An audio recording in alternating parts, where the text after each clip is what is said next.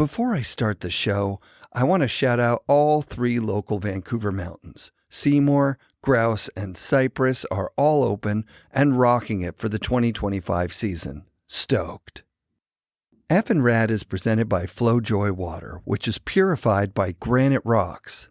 FlowJoy, a true gift of nature, and Chris Roach. And Essential Toothpaste Tablets, travel-ready, eco-friendly toothpaste your taste buds will enjoy.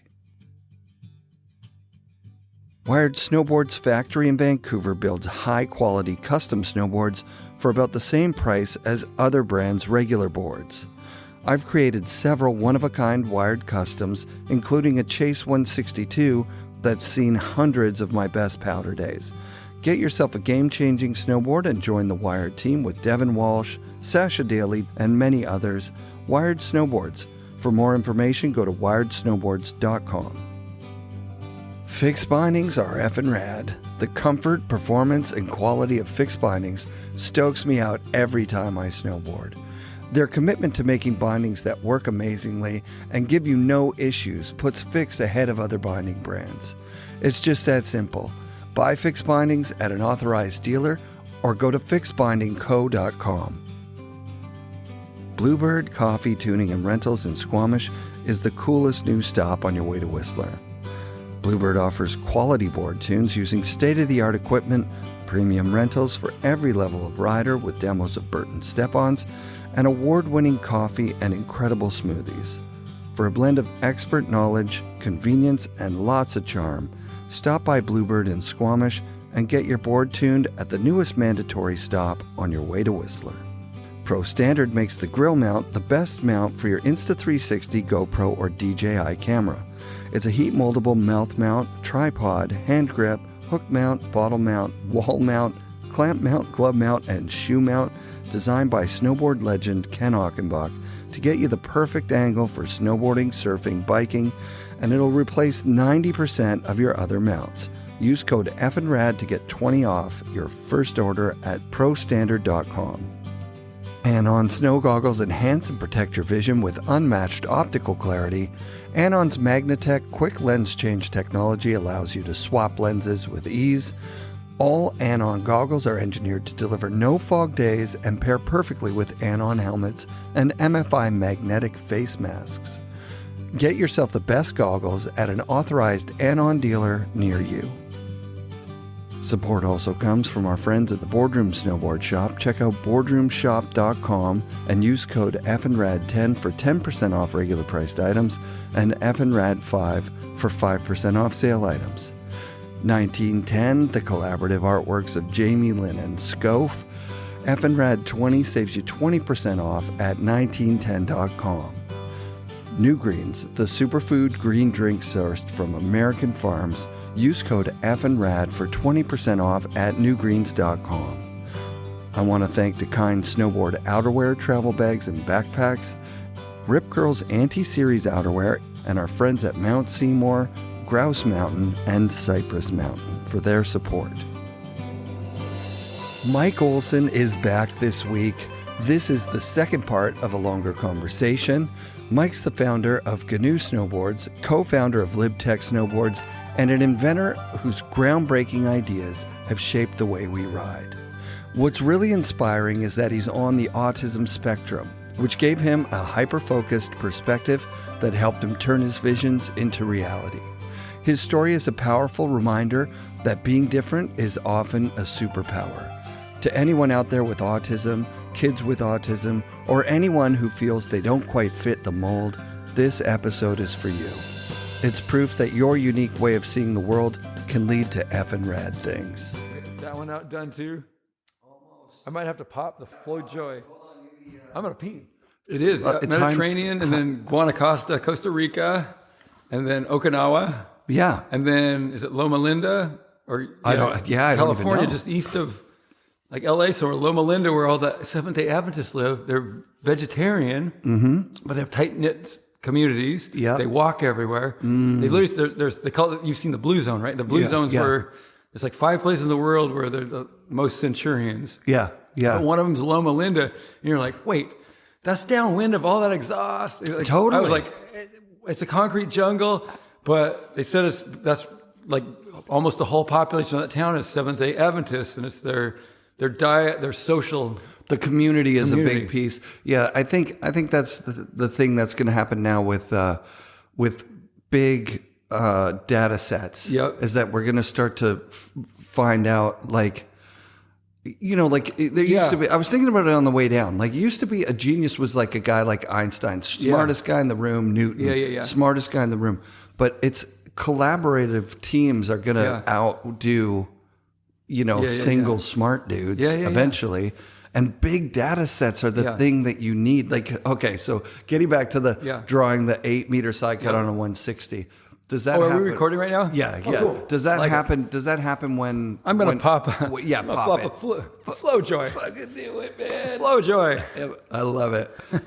Chris Roach is one of those anomalies that when you see him snowboard. Where's he live now? He's in Grass Valley, same as always. And one of our CNC cutting machines is it's called Autometrics from Grass Valley, California. It's a great spot. It's a great cutting machine. It's got a carbon gantry, and it's that's amazing. Yeah, he's one of those guys that is like the family style. Like when I saw him and Ryder Roach coming down Bear Valley, I was like, wow, that's Chris Roach. Like I see him. You can see him, yeah. And that's his son's got his style. Just the way that they snowboard is incredible. Were you into that kind of stuff? Like with Tom, with Jamie, like okay. Yeah, which type of stuff? Like, could you recognize like somebody's style and be like, for sure, that I want to do like that. I want to ride like that. Surfing too, obviously. Surfing and snowboarding. Hey, absolutely. Yeah. Absolutely. You can tell. I can. Yeah, Pete and I are both the same way. That we can tell someone's style a mile away. Yeah, that's sick. We know exactly who it is. Like, I was down in California years after Henry Hester wasn't working for us anymore. I was down in La Jolla, staying at a place in La Jolla for a wedding, and I was on crutching down the beach in the sand up towards the Scripps Pier. And from so far away, I'm looking. Literally, had not talked to Henry in a while, and I'm looking out, and there's like 30 California surfers in the water at Scripps Pier. I'm so far away, and I was like, my brain just going, "That's Henry Hester. I know Henry Hester. That's Henry surfing right now. I know it. His twin fin style. He used to be a pro surfer in the 70s.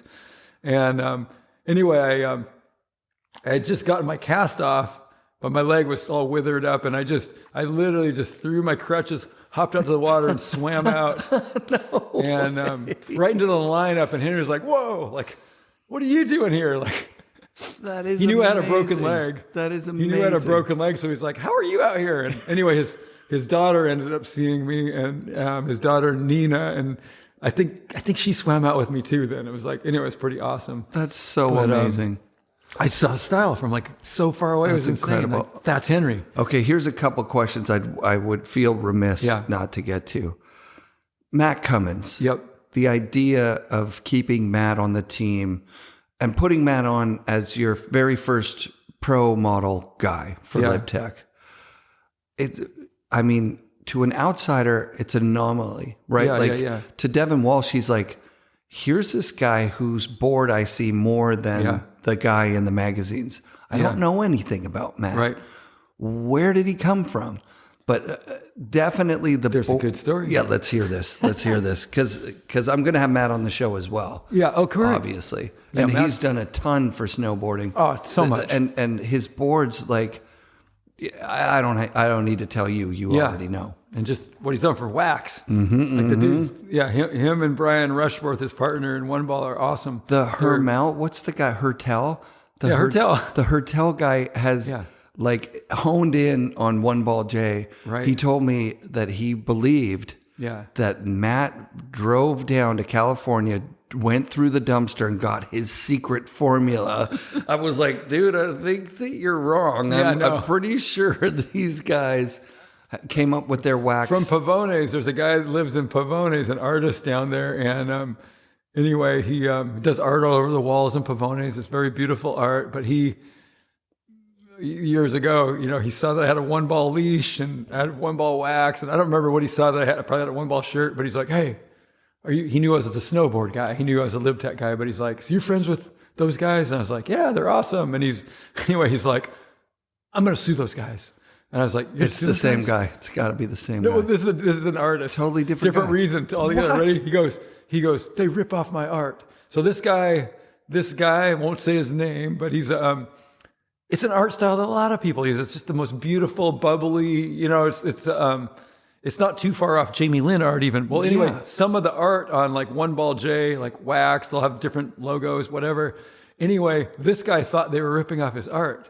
And I told Matt and Brian Rushforth about this guy. And I think they knew who this guy was. Like, yeah, he's like the 5th or 6th guy that's called us. They all think that whichever the drawing was or art on wax or whatever on a label, they're like, we've had like so many people say it's theirs. They go, "No, it's a girl from Tacoma. It's this girl we know that did it." But anyway, it's just kind of fun. Unreal. It's so funny when people are like, they're ripping me off. Yeah. So you've invented a bunch of stuff. Yeah. But you don't go around saying you invented it. I don't even care. Yeah. Right. I think if you invent something out of love of the thing, I mean, the cool guy thing to do is to not care. Right? I really don't care. Is there ever a time where something showed up where you go like, "Fuck, that's kind of mine," and that guy's claiming that he made it up? Or I got to think about that, because I'll start out by saying we always think the industry, starting years ago, is going to come out, do something, we get caught with our pants down, right? Yeah. Where it's like, "Oh no, why didn't we, get caught?" It's never happened. Where I was like, we used to think, what if we're the ones that go to the show like, "Oh no, we missed this trend." Yeah. But yeah, there's obviously with magnet traction, there was a few brands that did some mimicry of that, and are you saying, is there the anything, magnet traction, and then banana, there was a bunch, but what about the banana like the old heavy tools with the double camber thing that they did?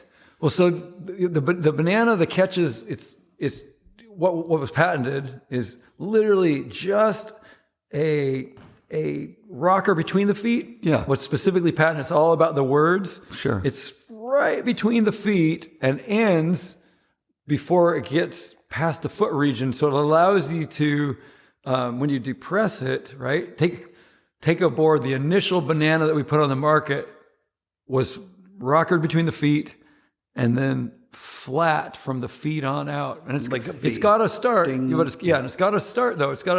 The rocker's got to end kind of before the foot area, or within maybe halfway through the foot area, or it doesn't work for what we want to patent it, or what we patent it for. Sure. So it fulcrums, when you stand on concrete, we made a pressure meter that tests the pressure even. Yeah. It ends up pushing up between your feet, right? Because you stand on it, it flattens it. So the pressure pushes up between your feet. Yeah. So it essentially, not even essentially, it creates cambers outside of your feet. Right. It really does. Right. Because you press down and it's pressing up. So there's these cambers under your feet. Yep. Right? I got you. And so we made a pressure meter, and some of our banana boards have as much or more pressure than a camber board out on the ends. That's crazy. On concrete or on a hard surface. The second you put it in soft snow, slush, just anything softer than hard snow, all of a sudden you don't get all that pressure between your feet driving the ends in. It's a soft snow. Do you want camber? No. All of a sudden in soft snow, it builds a rocker like a surfboard into it. Yeah. On hard snow, it like the Magic BM that I ride. Before that was the Banana Magic.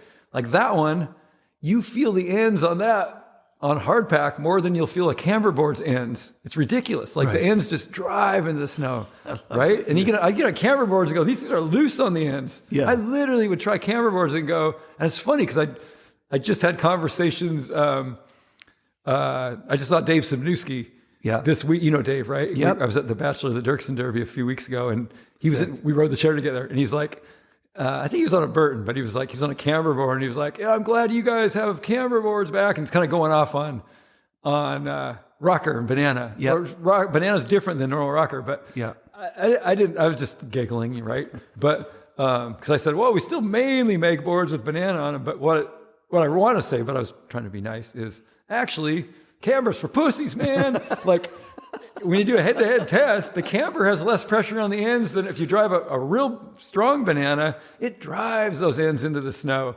And so with like the Magic BM or a Banana Magic, I gave one to Joey McGuire, who's one of the gnarliest. He's like a football player. Yep.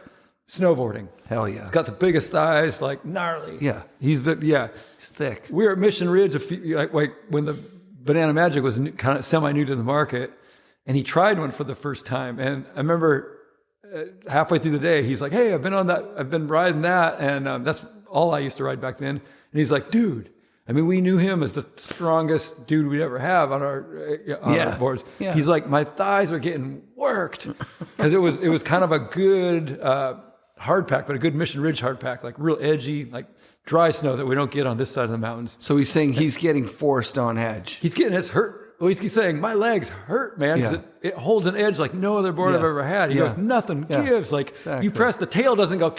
The camber board.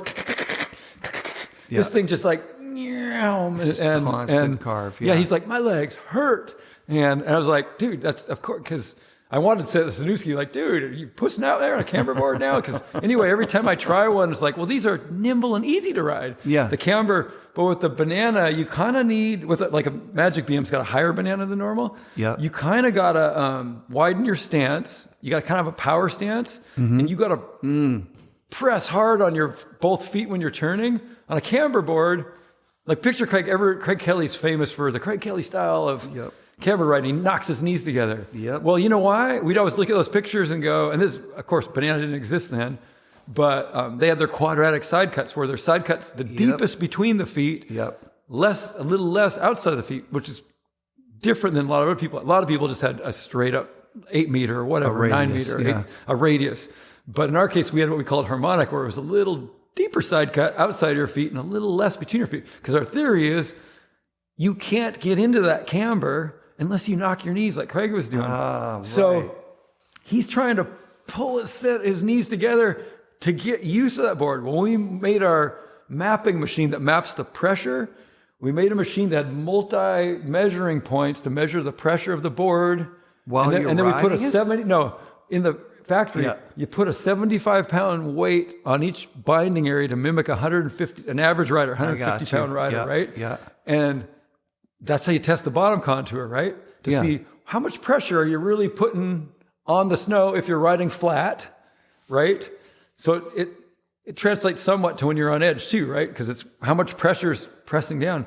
And it was interesting. It was really interesting because a camber board, a normal camber board, you're not using the board between your feet.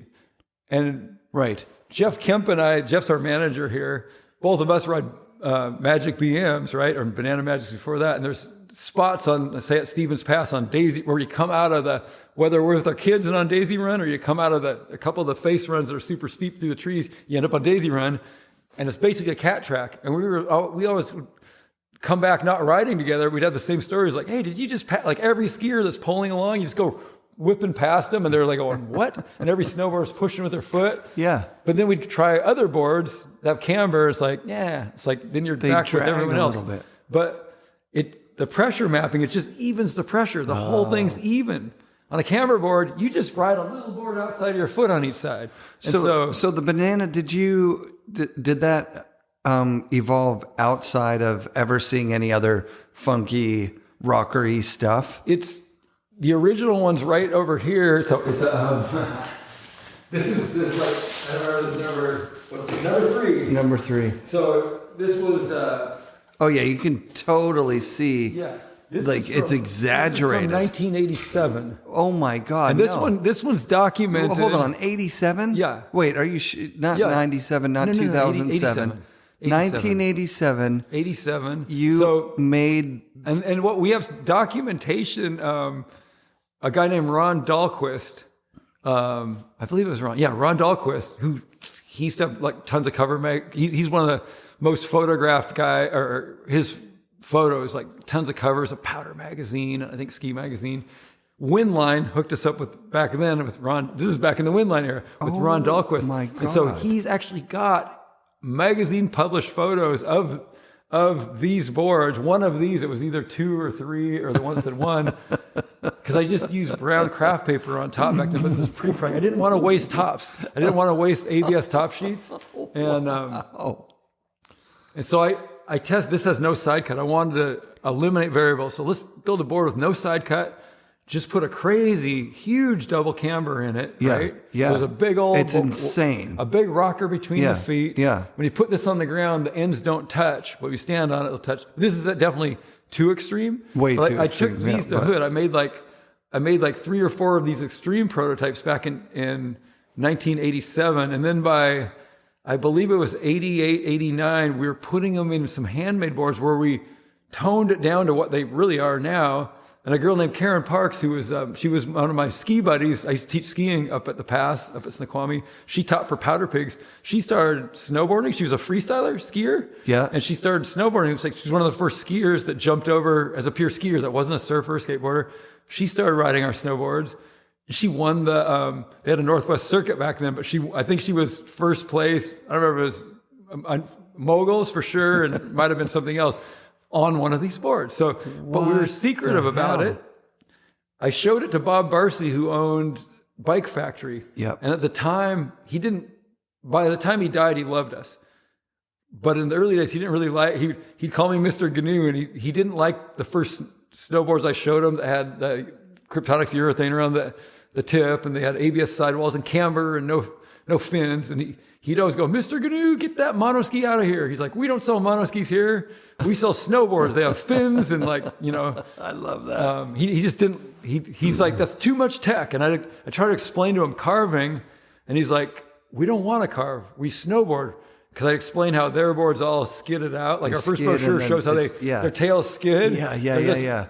Falling leaf with skidding tails. And he's like, when we want a snowboard, we want a snowboard. That means a skidding tail. And that was his thing to me always. Well, so a few years later, I showed him one with double camber, and he was like, Mr. GNU, get that thing out of here.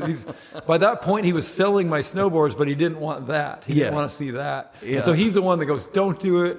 By then, he was nicer and leveling. He's like, the market wouldn't be ready for it. So we kind of shelved it. Karen won the Northwest series on it. Pete and I were riding them. We shelved it. We were like, yeah, the market's not ready for it. And then the whole fiasco happened with not getting paid by Winline. Wow. And then these were the pre-preg ones we were making. So we made ones with real graphics and real side cuts. So by the time you start Lib Tech, you've already experimented with double camber rocker boards, and all which that is crazy. You've cut holes in things, and that's early on, right? Yeah. And the And you never stop doing this. This is something that you've always tinkered. Yeah. And then every once in a while something catches fire. I remember when I wrote with you in 94, everybody was riding Doughboys. And, and you're going, like, they actually ride really well. They ride really good. Like, it's insane. There's a whole club in Japan now, the Trickstar people. Yeah, it's so sick. They just had a big get together. Yes. Where they all wore wigs. Didn't they camp out here for a bit? I think they did. Some of the, Yeah. They just had it like a few weeks ago. Dude, that's They so sent us sick. a few extra wigs. I saw one today. So we did talk a little bit about, so Matt Cummings, where does he come from? Oh, yeah. So this is fun. So Matt... So Matt, we shelved this and brought it back in the 2000s. 87. It comes back in 2004. 2004. Yeah. We brought it back in 2004. Yeah, I got to ride one of the experimental ones, like the green and white, like that's up on the wall. And to be honest, I mean, it's funny because the industry's small now, and I might as well tell you, get the scoop right now, the funny scoop. Yeah. So when we brought it out, the funny thing is, I wrote a patent. A slope with a guy that was a patent attorney that was the cheapest one I could find because we didn't have, even when we were part of Quick, we didn't have a budget. Yep. And his name was Bob Jensen, an awesome dude. He was old, and when I was meeting with him over the banana patent, he even had blood coming out of his nose. I was like, "Are you having a heart attack?" But we didn't fast pace. We didn't want to. I didn't want to fast track the patent, right? Yeah. But I knew secretly I've got my own prior art. I already made them. Yeah. You can't patent anything with prior art. But we never put that on the market, so, right? Shit, right. But I was trying to do a chess move here because actually there was a company called Inca, Donald Stubblefield. There's a guy that he was a linebacker for Stanford, and he was a linebacker for Stanford, and his dad owned Avia shoes. And he was an inventor, and he came back from college, wanted to learn to snowboard because he met a girl that he fell in love with that was a skier that said, "Hey, Donald, let's go skiing at Mount Bachelor, I believe." And he secretly didn't know how to ski, and snowboarding was just hitting big. And he's like, I'll tell her I'm a snowboarder. So he went down to practice, I guess, without her, and broke the board because he's a big dude, big linebacker. And so he's an engineer, and he's like, I need to make a board that can hold up to my weight. And he ended up going on the date, I think, with a rental board or a bought board. And I don't remember if he broke one or two boards, but he told me the whole story many years later over a fun legal thing in a good way. But he ends up going, you know what? I'm going to start building my own boards that will hold up for my weight. And when he started as an inventor himself, and his dad was an inventor, like I said, they owned a Via Shoes. I think they had just sold it to Reebok, if I remember right. Wow. They live in Lake Oswego, but he a really nice guy. He's a smart guy. He goes, I started looking at the boards and realized they should have double cambers. So he patented double camber. Holy shit. Back in, I forget what year it was, he patented double camber. He started coming to the trade shows with double camber, and people all laughed at him. Right. And he got, I believe J.D. Platt rode for him. Yeah, J.D. Platt did ride for him. Is that where that Heavy Tools feather board with the thing? I don't think so. No. His were pretty extreme. He had a patent on it. And it was a well-written patent because he's a smart guy. Yep. And anyway, I knew he had that. And and that one's similar to banana, but different, right? Right. But all of a sudden, and I knew basically if he went after anyone that knocked off him, I could go after him and show prior art. Right. Because I have it documented from Ron Dahlquist from like Powder Magazine or Ski Magazine, wherever. Mm-hmm. Might have been Snowboarder Magazine, whatever Ron Dahlquist put that in. 87. It was documented though. Yeah, it wouldn't have been documented. Snowboarder, I found an archive shot of it. No way. And of that, it was one incredible. of these. It was on a quiver of all our boards up against a bus. I'm like hanging out of the bus, kind of the old photo, and it's like 20 boards, but it's like, there it is, one of those. And you could see the double camber. You could zoom in and just see like, that's insane. I think it might even be the number 3. It might be that one. That's pretty But it's epic. Documented. You have to have a time machine to go back to like whatever year, 1987 or 88, and put that in there. But anyway, so I knew the dominoes fall. I knew Donald Stubblefield had a double camber patent. When he came out with it on the market, people pretty much ignored him. And it was actually a really good idea.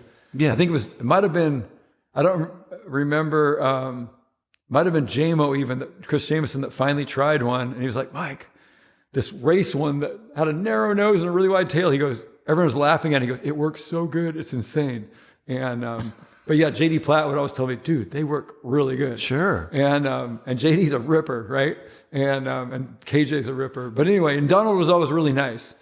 And I liked Donald. I see him at the trade shows. I didn't know him well, but then years later, when we did the banana, we went to our first trade show. When we put the banana on the market, what brought that back to light, Travis Rice was shooting Art of Flight, I believe. I think it was Art of Flight. I think it was the first one where he did a step up. Might have been the second, but I think it was Art of Flight. And he had a step up jump where he wanted a really short board.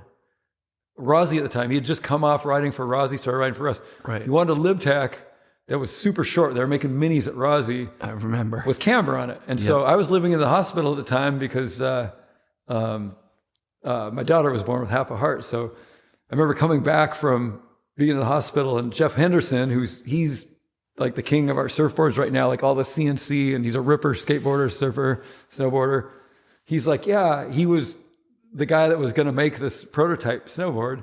For Travis. Yeah, and so he rode it. He made the first one, and it came out a little stiff and high camber, and he went and rode it, and he goes, ooh, you feel like you're just riding on a pure camber. There's nothing outside of your feet. Yeah. You're kind of not touching. Yeah. There's almost nothing there. And anyway, we were just joking. And I still have, it was a quality control report, right? Yeah. With the dates on it and everything. I think it's 204, but it shows like, anyway, it's my little notepad. I'm squiggling while he's telling me that. And Stanley was in the meeting, and Jeff were all in the meeting. And anyway, I was like, dude, you know what we got to do? I go, we need to reverse it. We need to reverse it between the feet just thinking of this mini board, for Yeah. Travis. We just reverse it between the feet, which when we were doing this one, we were joking and we were calling it Rad Rocker. It was just a little joke, like Totally. Rad Rocker. And, but I was like, it's going to have Rad Rocker. And I literally at the time, Pete and Stephen Cobb were working on something for Travis called the Banana Hammock, right? Which kind of a surf rocker. I remember. It's got an overall rocker. Yeah, it's in the movie, but it's also bowed out. It's bowed out, and it doesn't have side cut. It's like a surfboard. Yeah. It's kind of like snowboards, like old sim snowboards, where it's got a micro amount of rocker between the feet and then a stronger rocker outside of the feet. Yep. And they were working on that one, which was called the Banana Hammock. Yeah. So that's where the word... It went to market too. It did right? go to market. Yeah. And that's where, and I don't think it was on quite yet, but it was about to come onto the market. That was getting, tested. And I know that a few people tested it in the summer. And it was quirky. It was a weird Oh, it's because, thing. it's awesome. Yeah.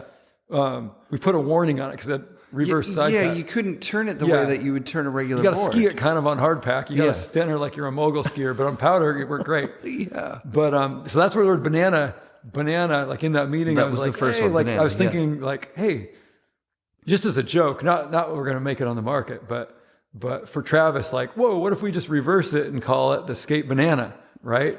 And anyway, we still made ones with camber, a little less camber for his one shot he wanted. And then that next fall, that was in the spring so I guess spring of 204. So then in the fall of 204, Pete had, he's like, hey, I think there was murmur that K2 was bringing back the gyrator. Oh, wow. As a rocker board, saying it was their anniversary. So what was their, I forget what they're calling it, the something anniversary.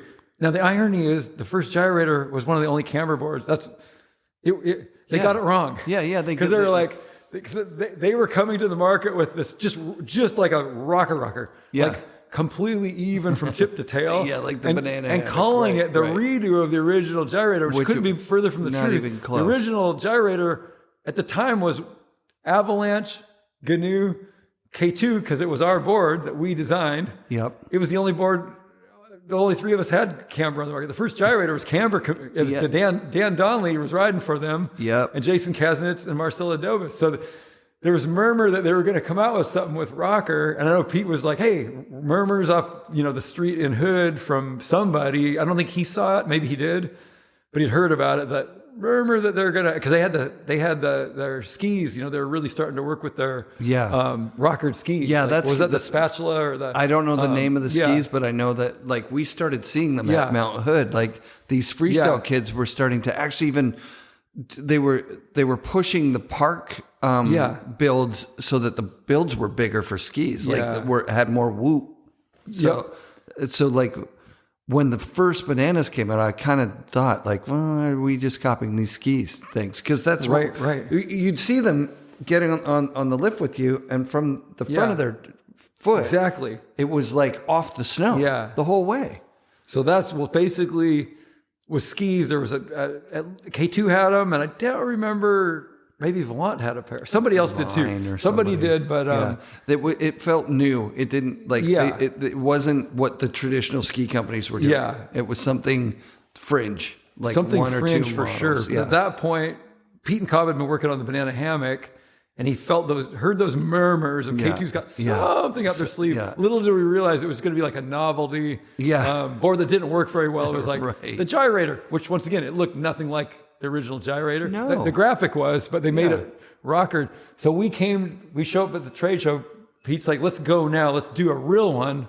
Like let's do one that's like, like a 157. That's a real size. And let's do it with that contour and see if it works. Yeah. And so he went up with a net and they tested it like just a few weeks later or a week later. I mean, we made it pretty quick. And some of the people around here are like, what? This looks crazy. The form block, like definitely a lot of people looking at it going, what the heck are you guys doing now? I thought we were kind of losing it. Yeah. Anyway, he went up to the mountain and he goes, hey, it's insane. I was standing right on the parking lot there on a rainy day and he's calling me going, this thing's insane. And Annette, who's small, who's very particular on her boards, would never ride that wide of a board or that big of a board. He's like, she took a little run on it, and she even said it feels something really good about something it, like fun. Unreal. It was such a fun thing because we're coming out of an era where everything was, for some reason, pro riders wanted their boards to be stiff as hell. Yeah. And their bindings to be stiff as hell and their boots to be stiff as hell.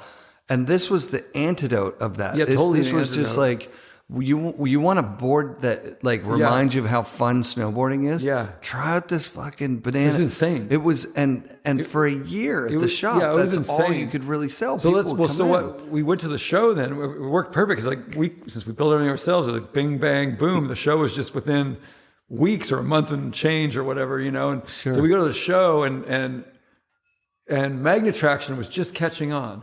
Magnet traction, people thought was a joke originally. It was we were 2 years into magnet traction, right? And people thought that was a joke. Oh, that's my phone. You want me to go turn it off? Sure. You're reminding me. Magnet came out first. Magnet came out first, market, almost 2 years earlier. But people thought that was a joke. Yeah. Like people, and I get it. They should think it's a joke because it looks absurd. And so, but it worked. Then when you tried it, it worked on everything except for corrugated pipes. So Dennis Nazari's one of our best long-term dealers ever, right? Sure. He's been with us since Salty Peaks, and so Salty 7. We were having our meeting down at Park City the year we introduced that to our reps, and I guess I'm going to go back to it was the next year, the year after we introduced it. He came in and he'd ordered like 2, I guess, the first year we introduced it. The next year at our sales meeting, he came into our meeting and heard us all talking about it. And he's like, wait a second. He's usually on top of everything. Yeah. And he goes, wait a second. I got a couple from you, but I didn't sell them. He's like, I thought that was a joke. And it turns out they were mainly in North America. There weren't many that we sold the first year, but the shops that tried them loved them, right? So the ones that were into it just ordered more and more and more. And then others just ordered 1 or 2. Because he's like, oh, we never even tried them. We thought it was a joke. But when he heard all our reps talking about it, he's like, wait, this is real? And then he went out and rode it. And I think he didn't give it back. I think it was Paul Farrow's own board that he took. And he goes, I'm not giving this thing back. He loved it. But that's what happened for me too. That's what happened. And so snap to all of a sudden 2 years later, nobody trusted magnet traction at first. But when we put out Banana year 1, everyone went, okay, this looks crazy again. Yeah. But we trust you. Yeah. And so they bought them instantly. So the first trade show we went to, K2 had their gyrator just a few booths down. It looked nothing like ours. So of course people were like, hey, they got the same thing. We're like, no, it's totally different. That's just a radius rocker. That was a couple of years of having to do theirs that. Is just, And then in the end, Never Summer win out on the patent thing? What happened is we literally went to, it was our 3rd trade show before anyone else had it. Mm-hmm. Anything like us, mimicry of ours. And so what happened is the next year we got to the trade show thinking someone's going to be knocking it off. And we have a patent pending, but we were still part of Quick at that time. And Bob Jensen was just slow walking this patent. And it was literally I think I paid him $4,000 total for the patent, whereas other people pay. I mean, JF Pelchet told me how much he was paying when he was doing now, how much patents really cost. And I was like, wow. What? It's a lot. It's a lot. Tens of thousands. Oh, God. I was like, we're only $4,000 into this and we're part of Quicksilver. And because we didn't really have a budget, our budget was our own budget. They didn't give us money. Mm-hmm. Anyway, so we get to that year 2, still nobody has any mimicry. It was the 3rd year that all of a sudden, I believe it was Nitro, maybe Burton had one, Nitro had one, Flying V, or whatever it was. Yeah, and I believe Arbor had one, and Never Summer had one. Yeah. So it was maybe 5 other brands or 4 other brands had it. Yeah. But then Never Summer about faced and tried to claim they invented it. And I called one of the 2 brothers. I didn't know them. I tried to meet them for years and years at On Snows, but I never. They're very similar to you. That they're kind of eking their own pathway over in this zone where everybody else in the industry kind of is telling them, whatever you're doing, don't do it. That's not the way to do it. You dummies. You do what we're doing. Go to ski companies and do it this way. Right. And it's Tracy and his Tim. And his brother Tim. Tracy and Tim. And I've only really they with Tracy. Yeah. And I got to tell you, sensible person. Yeah. And I like him a lot. I think the catch is though that they tried to pull a double whammy on us. Uh-oh. because what they did is they then claimed that they invented it. So what they claimed that ours didn't have, or they claimed they invented it with rocker between the feet and mustache camber, they called theirs. And camber outside of the feet. Now the catch is, other than the skate banana model, all of ours had that contour, including what you see from 1987, right? Yeah. And didn't you call that C2 banana or something like that? It's called C2 banana, but but all ours had it. They just didn't look at our boards. We had them at a trade show booth from year one. Yeah. Because we had TRSs already. We had not only skate bananas, we had TRSs. The TRSs had camber outside there. Yeah. And so we already had it. And when you patent something, you have to disclose. It's illegal to not disclose. You can't go in. You have to tell your patent examiner, hey, somebody else already has this. Right. And so anyway, I didn't know those guys, but we were still part of Quicksilver. And so shops were all going, hey, these guys are claiming they invented it with camera on the ends. Like, they got a new invention. Like, for all our shops, we're like, have you guys not read our brochure or looked at any of our boards? Like, they all have it other than the skate banana model. And even it had a little bit. Right? Like, by the rule of the letter of the law, it even had it, right? Right. And not only that, we had, all that matters is when you apply for a patent, right? Not when you get it. It's not who gets it first. That's a racetrack. You can pay money to expedite. It's who invents it first. Right. Right? You can't I invented it 2 years later, but I paid more. So they expedited.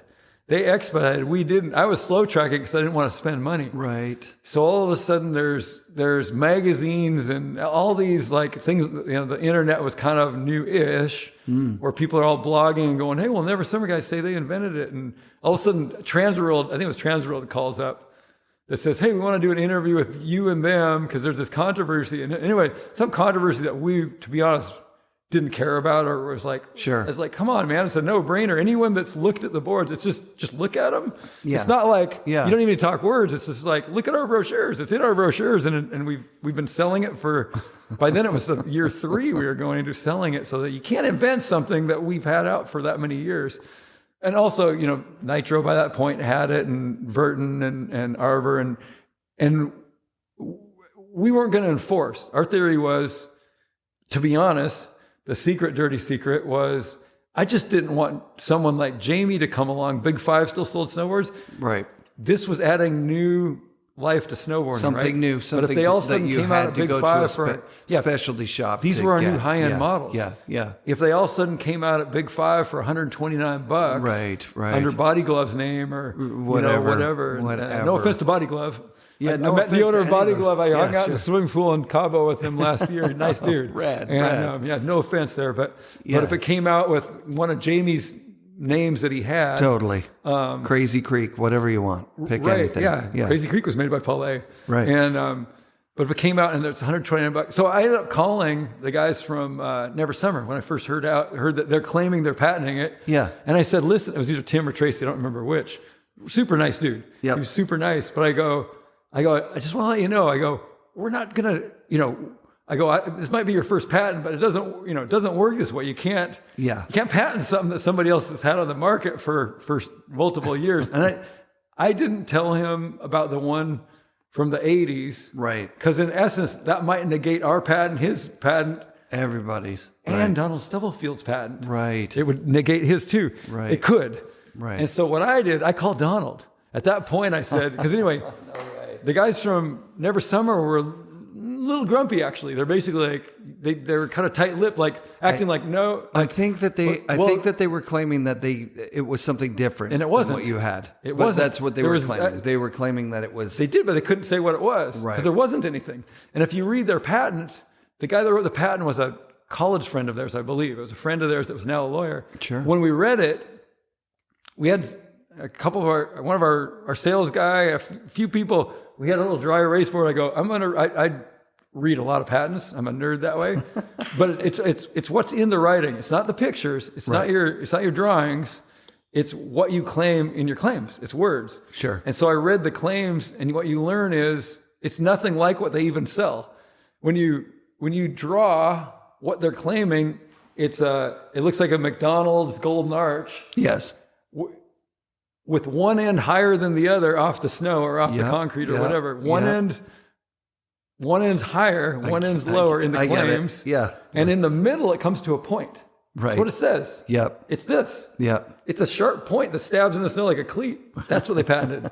Nobody's ever going to make that. They've never made that. Right. That's what they have. They have nothing more than that. That's it. There's nothing wild. more. Have you read Sherman's I haven't. patent? Oh, No. it was so. Yeah. I'm also a nerd, and Trent has that at the archives for the Vail Snow Sports Museum, Right.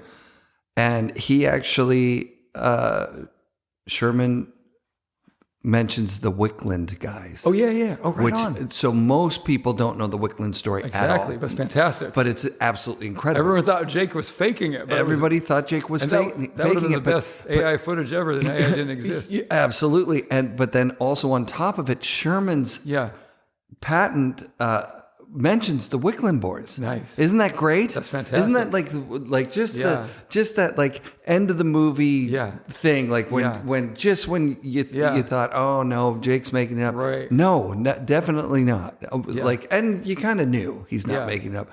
That Jake and Tom thing was sort of a circus sideshow. It was, hey, yeah. for snowboarding. Yeah. Like for the guys like you that have been in it through the whole way through, for it to start being this Yeah. kind of like battle between Tom and Jake. Yeah, they kind of always had it was out weird, for each other. right? And, Yeah. It was weird. Yeah. It was actually really weird because basically most of the industry, almost everybody got along great. Like obviously we got along great with Tom. We got along really, really good with Barfoot. Like Yep. my Avalanche. 19-year-old daughter was in my wife's belly down in Cellulita. Chuck let Dina, my wife, and Fawn, her best friend, they're both pregnant, and for free let them stay at his condo down there. You know, I mean, sick. Chuck's the best. Like, He's the best. My first trade show ever. The only way I got home, Fred and I had no money. Our first trade show in Long Beach. We sold our booth to a guy named Shady Brady. He was across from us. We were in the outskirts. It was a surf skate show, bikini show mainly. There was only a couple. Snowtech was there. Chuck was there, and Burton and Sims were there. But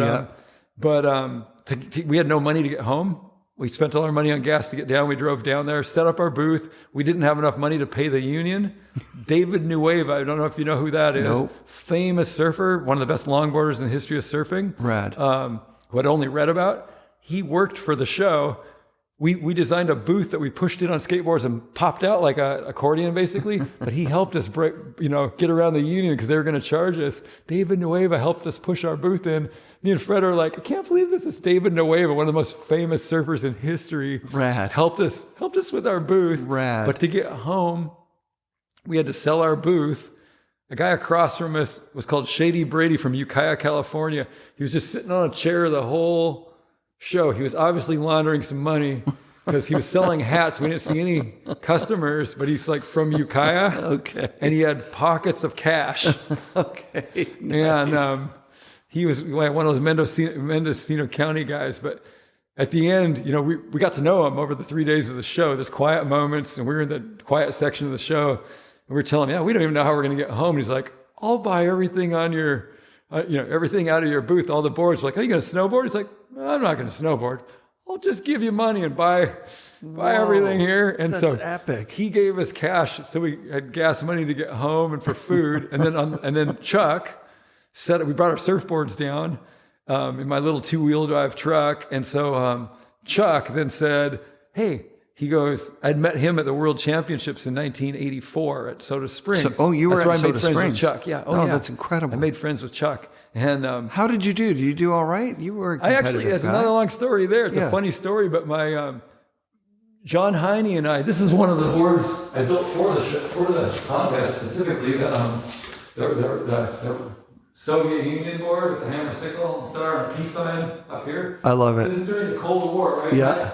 I was one of those guys that, they just teach you to fear the Soviet Union. And I loved hockey, right? Yeah. I loved hockey, and I loved everything about it. And I was like, well, why don't we just be friends with the Soviet Union? And so for fun, I was just kind of having fun, just going, I'm going to make a board with a hammer, sickle, star, and then a peace sign in the nose. Yeah. That was my downhill board that I broke before the contest, like a few days early, or like a week or two earlier. Sorry, that metal's not supposed to be on it. That's to hold the board That's to together. hold it all together. Yeah, it's broken. But the board I used in the contest essentially looked like more or less like the purple one. But my friend John Heine and I were in college at the time, Highland Community College. We were both math majors, and we asked our professor if we could get a few days off, and our professor, math guy, was our counselor, but he gave us a few days off. We drove down in his mom's Volvo with a quarter pipe in the back. We built a quarter pipe that fit in the back of a Volvo. Oh my God. Little quarter pipe. Drove straight down after school, after college day, on a Thursday. I think we had to be there by Friday. And we slept in the parking lot of Soda Springs. And we woke up to, I believe it was Lester. Is it Quitzow, right? Yeah, dude. I believe it was Lester. I met him It was Lester, or who was the other barfoot guy that reminds me of Lester? It might have been Lester. It was Lester. It was one of the barfoot guys. It was not Ken. Yeah. Because I met Ken at this show, but it was, I think it was Lester. Who's the other, there's a poster of jumping, old barfoot poster. The other barfoot guy. The Achenbachs, Lester, and... Oh, shit. Anyway, it may have been Lester. Yeah. Lester's a musician, too. He is. But we woke up because we had the ramp outside of the Volvo. Yeah. It was just getting light. We had driven all night without sleeping. Our first day ever at Soda Springs. We looked up and went, this is it. It's a dinky little mountain. Yeah, I've been there. But somebody was hitting our ramp. That's why we woke up, click, click, click, click, click, click. And it was Lester. It was the crew. It was the crew from like Calgary. Yeah. And they saw our ramp. They got down, I guess, in the middle of the night after us. And so sick. And so anyway, and then I remember John Calkins, who's, High Cascade. Nobody knew who anyone was, right? Of course. Because nobody's anybody. I remember seeing him with Varnays and like, oh, wow. I remember it was Sims or a Burton, but he kind of had a fancy outfit compared to us. Yeah. We dressed like hippies we wanted to.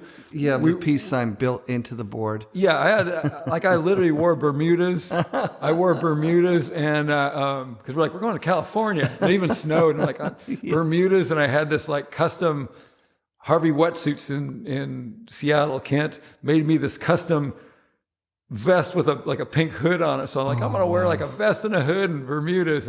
But anyway, I remember the barfoot guys, some of the Sims guys, and all of the Burton guys all had speed suits. Right. And like in the slalom, you're going just not many miles an hour, but in the freestyle, you're really not, it's freestyle and they're all in speed suits, which is pretty funny. We were dressed like hippies. Yeah. John Heine even had a thrift shop hippie shirt with wings. Oh, wow, dude. Like Aussie.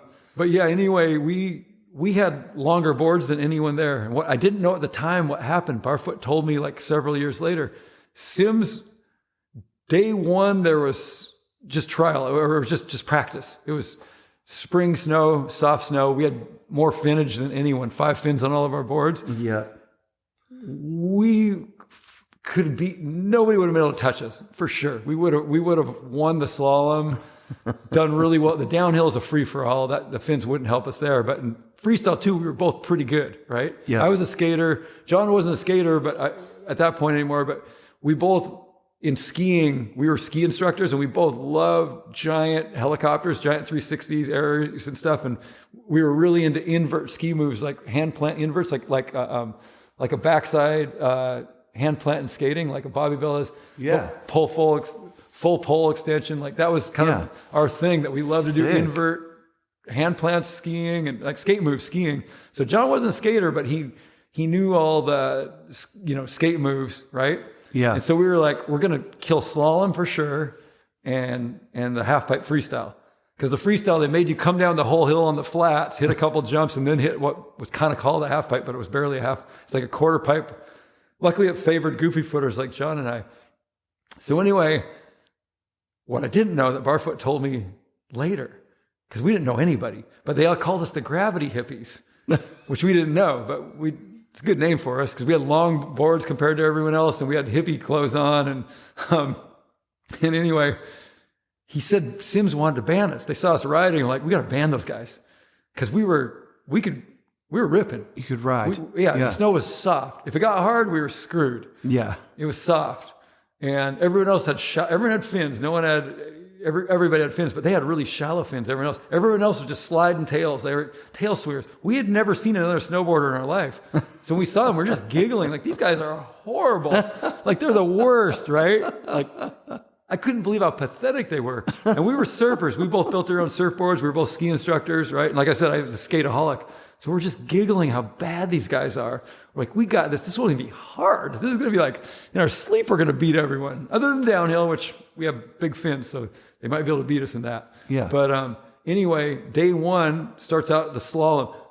Sims had a meeting the day before and tried to ban us, or the morning of or night before. Barfoot told me that years later. He goes, no. He goes, I saved you guys. I didn't even know you guys. But he had, I guess, already met. We'd met in the lodge maybe. He's like, no, these guys just traveled a few states away, paid their money to get in. You can't ban them. Sims decided to pass a law that our boards were too long, even though there's nothing written in the rules anywhere. No way. Because ours were like probably 6 inches or 8 inches longer, maybe a foot longer than anyone else's. I mean, we're riding on the tail though, right? Yeah. But, we have these big, long powder noses. But anyway, Barfoot said him and a few other guys jumped in. It might have been Stevie Dura that helped back us too. Stevie was flight snowboards, which I don't know much about him, but he's my hero.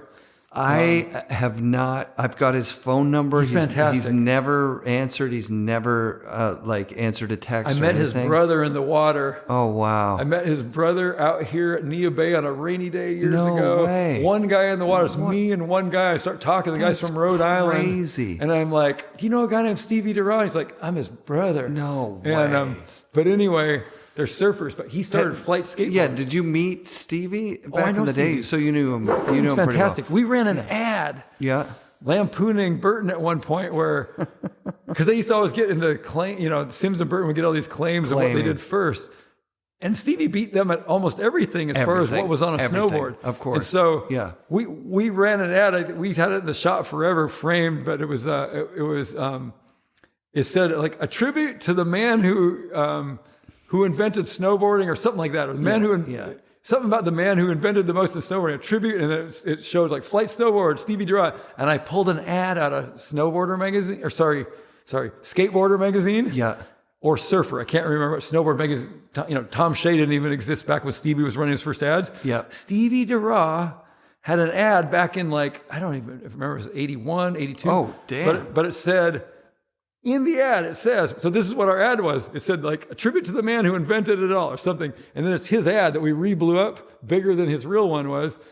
And his ad from back then said, I invented all this way before Sims or Burton. Back then, that's what he was saying. Maybe it was 82 that he ran it, 83. Damn. But it's way before I met him. Yeah. And it says metal edges, not steel, because they were aluminum, but he screwed aluminum to the bottom, not fins. He had aluminum edges that he put on, but it said P-Tex bottom, ABS top,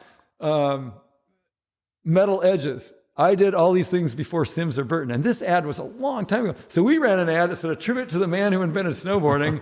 And then it said around the outside, it was one of our fun canoe ads. It said, pig skates killed him. Pig skates killed him. No oil wells, no oil wells. All these things that Burton's like, nah. Because Burton had a lot of money. They did. And Stevie didn't. Why it said pig skates killed him, the real story is he was making flight skateboards at the time. He was like a prominent player on the East Coast skateboard scene and up in Rhode Island, right? Yep. He pre-glued up a whole bunch of blanks. Back then skates were 7.5 to 8 inches wide, max. So he had a zillion blanks ready to route out to shape, but he'd already formed them with the kicktail. There's no concaves yet. They hadn't been invented.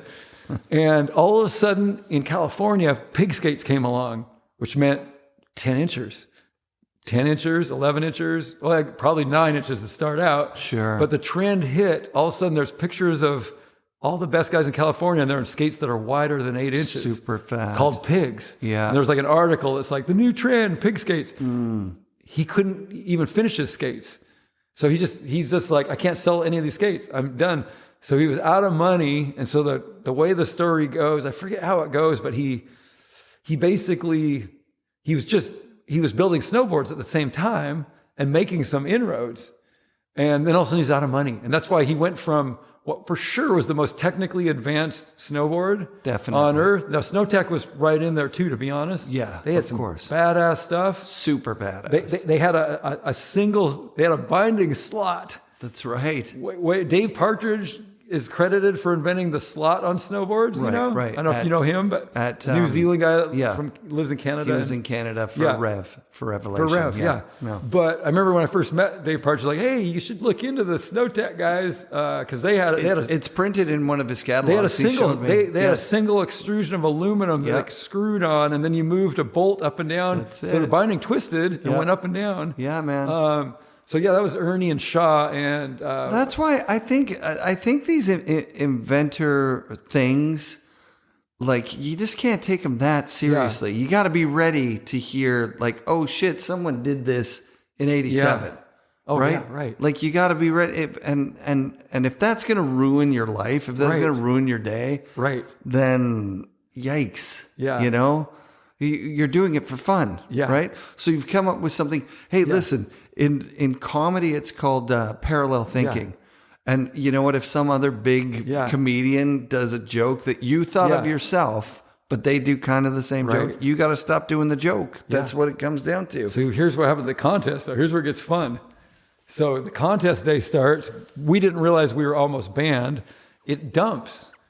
That morning, there's like 6 inches of fresh or 5 inches, like good, fresh. Yeah. And we're like, we're really going to kill it now because our boards work even better when it's like that. Yeah. Well, what happens though is the way they set the slaloms first, they set the course. Tom goes to the top of the hill and does one of his beautiful S-turn runs, which was beautiful. It was no doubt. It was beautiful. His style was beautiful. He was one of the best in the world, without a doubt. He really was. That's how he sets the course. Yeah. He does a run and then sets the poles right around. So it's his radius, it's everything. And then they draw out of a hat, and I believe it was his girlfriend or wife at the time. It wasn't Hillary. She's really cool. His ex-wife now is like just awesome. But we became friends over the last years, you know, and since he died, even like she's fantastic. And rad. Anyway, it was his girlfriend or wife at the time, but she passed the hat around, you know, to pick. Anyway, he was the first pick. He picks one. Of course. Somehow. He picks one. And I remember a few people just like swear, I didn't know who anyone was, but people that all knew each other were like... Ken Achenbach was losing his shit. Well, because this is the one he lost it at. Yeah. And I'll tell you why. And this is how I got to know Ken later on in the day. Yeah. I didn't know him yet. Yeah. But anyway, so he gets to go first. There's 100 and I believe like 28 contestants. Oh, wow. The year before was the first year, and there was 83, right? I think the first year they had like almost nobody, 20 or 12 or like 20 or 12 or something.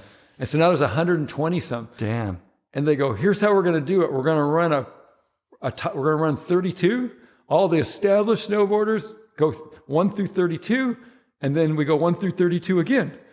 And then we go 33 through 128, and then 33 through 128 again. Oh my God. So by the time they get out, and they put us at the back, John and I are at the very end. Sure. He didn't get us kicked out, but he got us to be the last guys that got to go. Yeah. And so by the time we get the course, rutted out and shitty, and it's just ice set up for your which our fins do not work in ice. Yeah.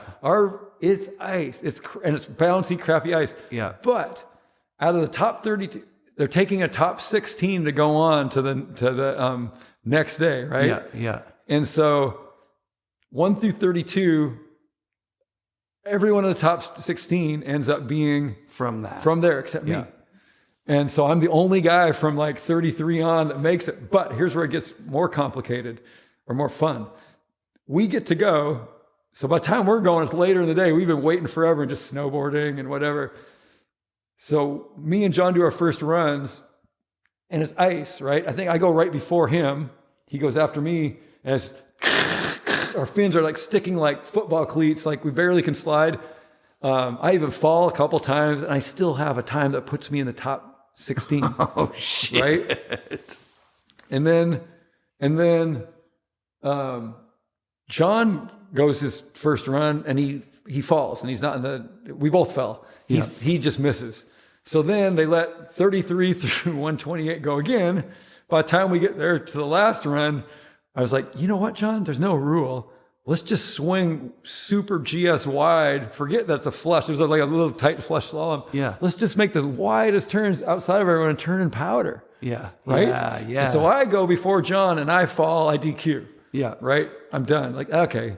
And then John goes, makes it through as clean as can be, but turning way out wide, and has the fastest time of the day. And Tom's furious. We get to the bottom. I'm already at the bottom, so I see this transpire, right? I see him coming down, making these perfect wide turns. Doesn't fall. And the time's like a second or two faster than the fastest time, which I think was Tom's. And he's just swearing and mad. And he's like, that's wrong. You guys, the gates are, the time clock's wrong. Cannot be. It's impossible. And I was trying to go, listen, I fell on my first run and I had a top 16 time. And John just did a clean one. Like, our boards are fast. And so anyway, he kind of gets mad at John and goes, okay, because both me and John then are going, you can't do this. And I think this is the point where, I don't know if Chuck, but a few other people are like, they're on our side. They're like going, you can't do this, Tom, because people were not happy with Tom. People that didn't even know us. So Tom goes, okay, here's the deal. If you run up the course as fast as you can now, I think the chair had already closed. It was at the end of the day. He goes, you run up as fast as you can and put on the board as fast as you can and come down immediately before we take all this stuff down. He's like, well, I'll let you have a second run. And so John runs up there as fast as he can, puts his board on, like blows out first or second. He's just tired. He's like, just winded. But anyway, that was it for that. Then the half pipe, they give you, you come down the big flat slope. It's kind of steep, but there's like 2 jumps. And that goes into a semi half pipe with a semi bowl at the end. And the judges are Thrasher. It's Mofo and the Thrasher crew. So this one's the one that's like, okay, this is my event. I know I can get them in this one. I know I got this one because I was skating a lot then, and I had front side inverts down and regular inverts and sick and alley oops. And I was watching them practice. They weren't even getting air. Most of the guys were getting no air whatsoever. And not even getting out. They're just turning in what's supposed to be a half pipe. Ken's one of the other guys. This is how Ken and I met. We were 2 of the only guys getting air. I love it. And anyway, what happens is John and I go before John again. He goes right after me again. And we go at the end again. But by then I knew what all my competition was, though. And I was feeling good about it because Mofo and those guys are like, I'm feeling good. I'm a punk rock dude in these dumb Bermudas. And, But anyway, I go and I think I can't remember if they were running out of time or how it worked. I don't remember if we got 1 run or 2 runs. Whatever it is, I made it. I qualified easy. I think I qualified like, I don't know, 4th or 5th or 3rd, or I don't know. Sick. I made it easy. But then John goes, that's why I can't remember if they ran out of time because it was near the end of the day. If they gave us 2 runs, or maybe this was our 2nd run. I don't really remember. But he goes, and I was coaching him how to do a frontside invert like skateboarding, and he's not a skateboarder at this point anymore. And anyway, so I was like, I had told him, and I said, just go for it, dude, just go for it. Like, and so he goes for it, and being a skier, he over launches where his hand's not even come close. He's so far out, and his angle is not vert enough. He goes shooting out into the crowd upside down and lands in the crowd on his back and breaks his back. Oh my God. Like, literally breaks his back, but doesn't know it. He's stubborn and excited and young. And so he bounces, the board breaks, the binding tears out of the back, I believe. And he's just like, wind knocked out of him. And everyone's cheering. Mofo, I just remember Mofo's the judge, and the Thrasher guy's like, yeah. And they're like, complete the run and we're going to score you high. So he just kind of rolls into the bowl on the board with 1 foot on it, just kind of slides down to the bottom, not realizing his back's broken. He's just like, oh, the wind's knocked out of me. Holy and crap. Anyway, and then Ken earlier, before our runs, and him and I started talking, and he had this barfoot suit that was all gray. It said Funky Punker on it. It said barfoot and then Funky Punker. I love and I met him. He's like, oh, I'm from Canada. And he might have been one of the guys that was on the ramp that morning. But anyway, Evan Feen's the guy I'm thinking of. Evan Feen. It was either Lester Quitzow or Evan Feen that was riding the ramp. I should have said Evan. That's who I was thinking of. I think that's who's jumping in that really cool barfoot poster. Oh, absolutely. But anyway, Evan's a master. At this point, Ken, you could tell there was he already had encountered Tom in his contest rules the year before or something. But when he went, he was like, hey, I forget what he did. I think he said, I'm going to swing way outside the crowd, go through the crowd, and try to jump this whole half pipe.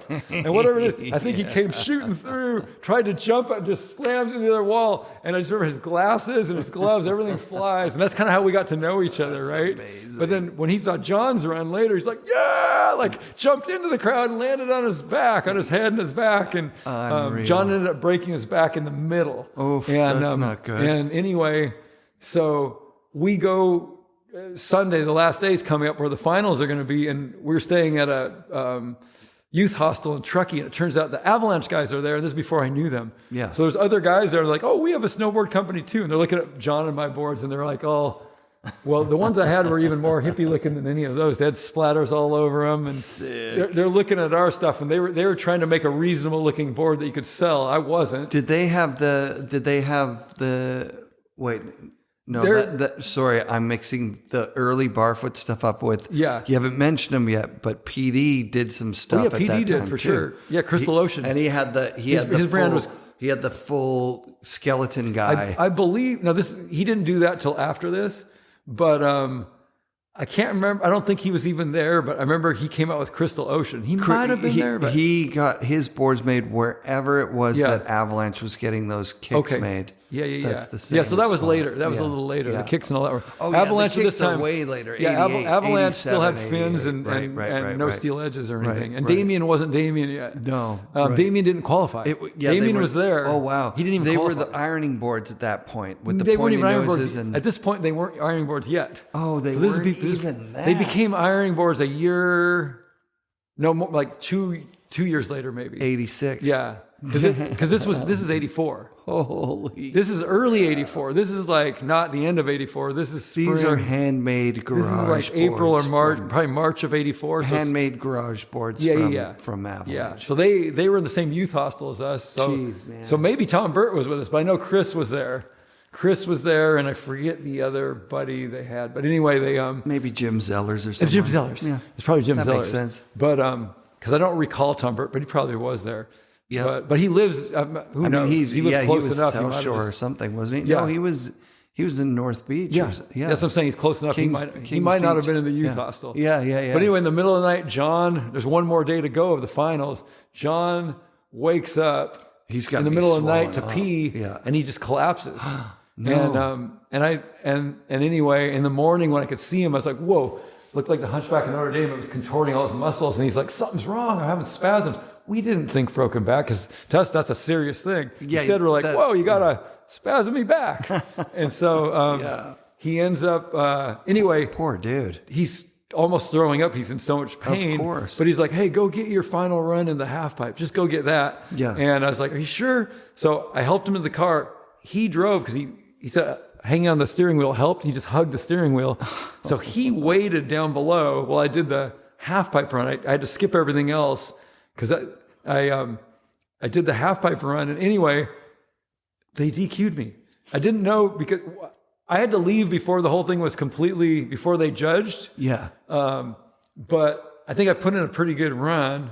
And Rudy Rassman has some of the footage because I met Rudy. Sick. And his brother. His brother was filming. Yeah. Because Rudy was there, right? Sick, dude. Gary and Rudy were there. And so I met them. And I know Jeff Fulton and those guys over the years went, hey, Rudy's got some footage of the Worlds. And you're the only guy doing like airs and alley-oop airs and da-da-da-da-da. And anyway, I was like, yeah, that's how it was.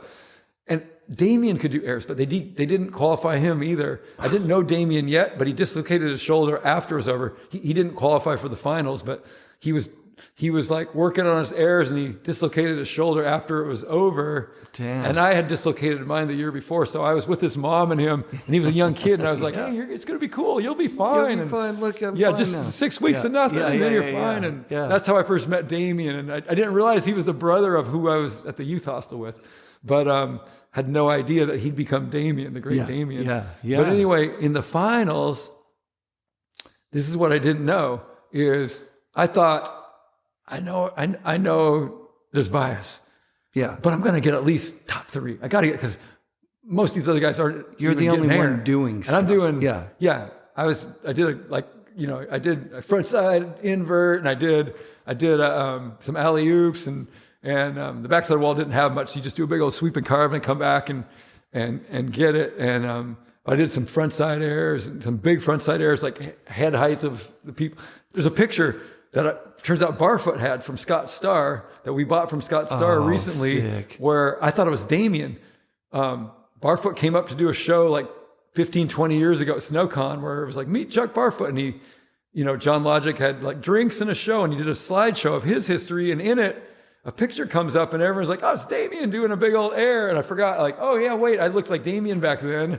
Because everyone goes, that's Damien. And Chuck goes, no, that's you. And I went, what? So we ended up buying it. It was a Scott Starr photo. I love that. Because I didn't know what it looks like. I've never seen myself, but I was like head high on everyone. And in the background, you look at it, it's kind of classic. It's like Bob Klein, Harry Kidwell, they're all going, they're all like, their faces are like this. They're all holding their Sims boards and Burton boards, and I'm at their head height. Rad. That is so But anyway, rad. I waited like 2 months, 3 months till Thrasher came out. And because Skateboarder magazine had died. Actually, now it died. It was Thrasher, I believe, that came out that had the results. And I was like, I got to be top 3 at least. I didn't stick around because I had to bring John. I brought him up we made it as far as Bend, Oregon. Then we went to a clinic or whatever. Yeah, he said he had a broken back. We're like, okay. But yeah, he was a good sport. He waited in the car while I did that run. But anyway, yeah, I looked and I was like, I think they listed a top 5 or 6, but I was like, whoa, I didn't make it. Anyway, I talked later. I don't remember who it was. If it was Barfoot or Achenbach. Somebody said that they once again went, oh yeah, the gravity hippie dude. Like, because I did a tail tap on one of the Thrasher guys' cameras. I did an air where I went, boned it out and tapped him in the crowd and dropped back in. And Sims DQ'd me. For that. There was no rule against that. He said, it's not written, but you can't hit a cameraman. He tapped the cameraman's lens. And it was someone from Thrasher who was like, like, Tom was so that way, hey? Yeah. He was just that was, he didn't mind. And that's before I made friends with them, but you got to understand, I worshipped him because every skate I made looked like him. And I'm going, Tom did that to me? Like, kidding? And then he came up to Baker, like a year later, we had about a year later, we had the first bank slalom. 85, right. Yeah, 85. And by then he knew who John and I were. Yeah, of course. And he offered us each $100 to not race. And it was the most flattering thing I've ever had. That's incredible. We're standing right before the contest starts, and he comes up to both of us and goes, I'll pay you each. And we were broke. Yeah. He goes, I'll pay you each $100 to not race today. And we were like, sorry, we're going to race. Well, turns out kind of the same thing happened. It got iced up. It went from kind of soft to just ice. By the time it got to us, it was fair there. I was like, I forget, we ran like middle of the pack, but John he fell and broke his board on his first run. Oh my God. And then I was like cleating it, just dragging on that. And I think I got 9th. There was like 18 people. I got like 9th. I've seen those. I've seen the results. I think I beat like Lester. One. I beat a few. Yeah. I remember I look back now, like, who were those people? There was like maybe an Evan Feen and Lester that I beat, but I felt horrible because I thought I did horrible because I was like, we wanted to win it. John and I, we're going to win this easy. It's Baker. It's our zone. Yeah. And we're going to win this thing easy. And we ride fast. Our boards are good. I think Tom won it. It was like Tom. Tom did Terry. win the first one. Tom and Palmer. Palmer wasn't there yet. Palmer didn't exist yet. Was he? The first year. He came year 2. He won year 2? Year 2. And then... He came year 2, and that's the only year they ran it down the Pan Dome. They ran it down. It was ice. It was boilerplate ice, low tide. And he won it. And they ran it down the Pan Dome. Jeez. And it was super G. It wasn't really a bank slalom, I mean, kind of, but but James Clausen, from Canada, from Edmonton, got 2nd or 3rd, and he was on a homemade Outland board. Oh, I love it. That's the card. Remember, we founded this thing. James Clausen. We hooked up with him instantly. We'd never met him, and we're like, dude, and so that was our first year of having steel edges and us and Avalanche had no fins. I forgot James Clausen also had a board with no fins. It's wild. And his was longer than ours. His was one off though. He only made one. Took him forever. He like totally handmade, like hand sanded the core. Like I built a planer that you could just feed him through and a very old thing. He was like, no, I just used a sander and like hand shaped it. But he won, and then he went on to the US Open that year. And I forget, somebody just told me a James Clausen story that just met him somewhere. And said the story there too, like, I don't remember if they were trying to ban him. Something's happened where they were trying to not let him compete, or Well, he ends up getting second, I think, in the slalom or GS, like beats all the Burton guys in their territory. That killed Ken Ock about all of this was that he had ski raced. Yeah. And his family and his friends had adults in the ski race. Yeah. And there was a lot of effort going into making things fair. Yeah. And then he came and saw a Tom event and was like, this guy's a cheater. Like, he's cheating in so many ways. And we're all seeing it and we're all okay with this. Like, screw this guy. Ken, what I heard later, and it was probably from Ken. Yeah. It could have been from Chuck. It might have been from Chuck. This is a Chuck type story. It's probably Chuck when he told me that Tom was trying to keep me and John out. Yeah. Apparently when the awards happened, we drove away with John's broken back, didn't know what happened. Apparently when Ken got his award, and I don't know which event it was in, whatever it was, it's one he should have won or done better. It's one that somehow there was a little trickery that went on. He gave, I think it was like the first place winner got money, because everyone that we had to pay like $50 to get in, or $40. Yeah. They divvied up the money. Like the winner got a bundle of money, and like second place got a bundle of money, and then here's Ken, and they gave him a little trophy, a little like kid's trophy. And apparently he took it and hit. Have you heard the story? So the story is Tom on the this. head, I heard, with the trophy. So close. He got second. Okay, and it came with $400. Okay. And in front of everybody, Tom goes, well, you owe me $400 for that last order. Still, I'm going to keep the money. That's what it Puts is. it in his pocket. And Ken goes, fuck you. And he punches he it. Put the trophy back in his chest. There we go. Like, take your fucking, I don't want this fucking trophy either. That's what I heard in front of everybody. I heard he hit him with a trophy. Yeah, and somebody had that trophy and they sent it to Ken. Like, I think he now has that trophy. Oh, right on. Which is insane. Yeah. It's such a small group of people to think of the people that were there. Yeah. You know, somebody, Aaron Vincent, who's, he was a Sims rider for a long time. Yeah, amazing rider. Yeah. When I caught up with him in the Donner parking lot, and he's showing me Noah Selaznik's board, which is what he's riding, which is super sick. I was like, I can't believe it. Yeah. He was talking about why the boards fell apart.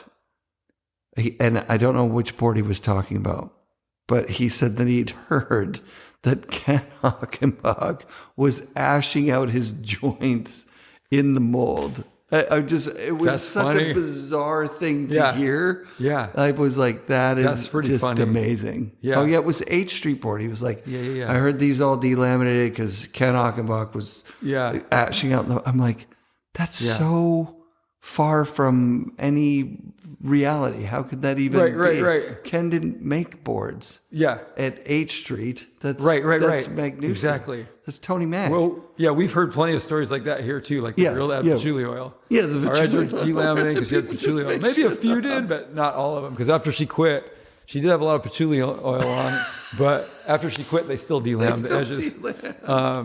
Okay, give me the Matt Cummins story. If we can't get that, we gotta. Like, where does he come from? How about the weave? I'll tell you. So Matt, and then the weave. So the Matt story is fantastic. So Pete and I, Fred was my partner. Pete was so awesome. He was in his, I believe, senior year of college, and decided like, hey, I want to come help you. Right, the year before, a year before, I think it was the year before when I said him and Rich Nolan came, and Pete stuck around and Rich didn't for the winter. You know, I had some winter orders. So then the next year, Pete graciously came and started helping me, and wasn't part of the business yet, right? And we didn't have money to pay, right? He was helping, realizing that, because I always said, hey, do you want to be part of the business? Like, I was like, Fred, do you want to be part of the business? I was just tired of being alone. Yeah. People don't realize that. People are like, did you sell the bit? I'm like, no. I even told people, like, Fred, you could have all of it if you want. I want a partner. I just need anyone. But Fred was my partner, but he started disappearing, wasn't around, right? It's a long story as to why, but he got in a car accident out here in Neah Bay, coming back from surfing, didn't get hurt, but his life passed before his eyes. So he took half of our first bank loan, ran to Sun Valley. We had a $40,000 bank loan, and all of a sudden it was gone. We had all these orders after that trade show in Long Beach, and I was alone, and I had half the loan left, and I'd already spent it on tools mainly to build a factory, because we had our first rental spot. So Pete was helping me. And so through that whole year, we're struggling. Pete, we have no money. We literally would eat at Kmart, all you could eat at the cafeteria, all you could eat chicken. I forgot they had that. We would literally do that because it was all you could eat chicken for $2.99. And wow. and we did it almost every day. We worked long hours, and I couldn't pay him. You know, he could have all the free boards he wanted to build there. He could take home. But anyway, towards the middle end of that year, all of a sudden we're getting a good reputation. We have this Kryptonics urethane around the size of pre-preg. These boards are super, like insane. They're super tough. They're, you know. Which boards are these? Are these I don't GNU? have any right here. Are they GNUs? They're not Libs. They're not the first. No, they're GNUs, and they're Pete, that one on the wall right behind it, that long one. Yeah. That's got the barfoot sticker on it. Yeah. It's the year after that. Oh, wow. Yeah, that one. So they're good. They're good That one I boards. got second at Hayak, the Hayak Bank Slalom. I got second to, it was my last real race that I only raced in a couple of races since then, but it's the last one I cared about. I got second to Craig Kelly.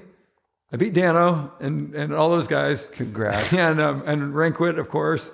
But Craig went on to win the world championship after that, like a few weeks later. And so I went, I don't really want to race again. I'm never going to do better than that. I was on that board. That's when I went, you know, I always tell people I'm not competitive, but, you know, I don't want to enter to go, I'm aiming for 6th. Right.